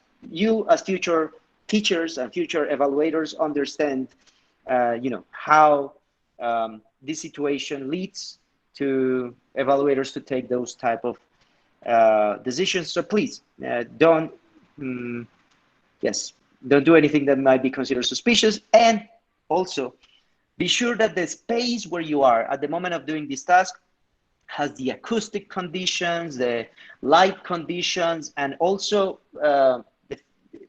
the condition that there are no people going around you all the time, because the camera immediately detects that and sends the red light that there were other people around you. Well, guys, now this is the time for any final thoughts or questions that you may have in case that they weren't addressed in this conversation that we were having today. Are there any observations? Yes, madam? Excuse me. Of course. Related to maybe the use of papers, in which sections can we use papers, maybe a piece of paper, and how can we do that and not be detected as like fraud or something? That's fraud. Now, you can use it in all sections except in writing. Oh, got it. Except in writing. That's the only. Okay. Sure. Okay, thank you. Sure. Any other question, guys?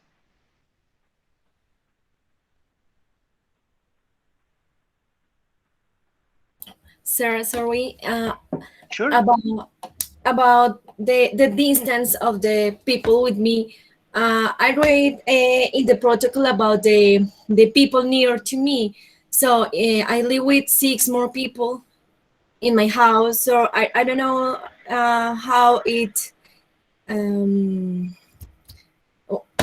don't that know. this. Yes. Notice that this would be the 8th of June. So my recommendation would be, to maybe that day have a conversation with them, or well before, and explain them how relevant and how important this is, and that will take the morning of that day. So I don't know, ask them kindly to take that into account that day. Another alternative is if you have a friend, boyfriend, girlfriend, relative that could offer the conditions that are explained, that are required for this test, to ask that person to allow you to work in her or his space that day. That would be another suggestion. Okay, thank you. Sure, Carolina.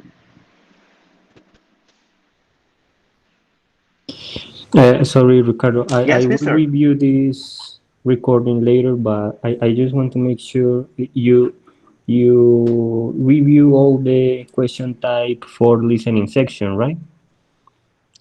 The question types. Yes, sir. There were 3. Yes, sir. Okay, I will review it. Thank you.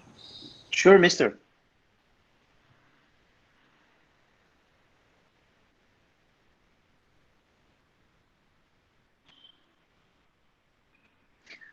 Okay, guys.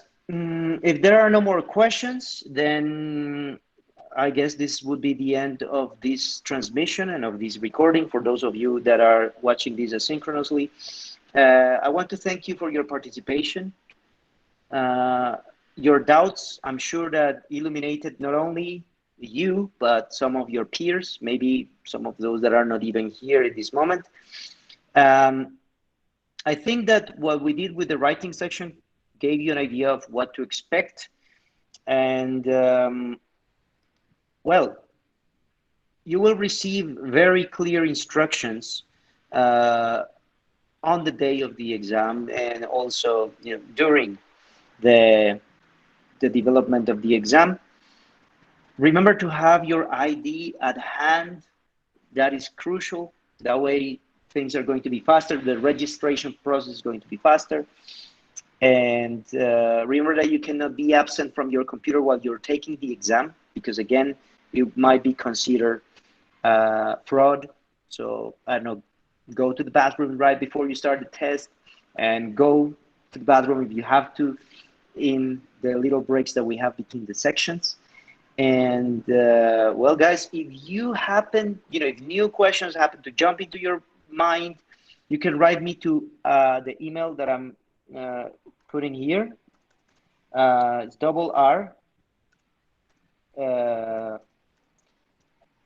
R Rodriguez at UTP.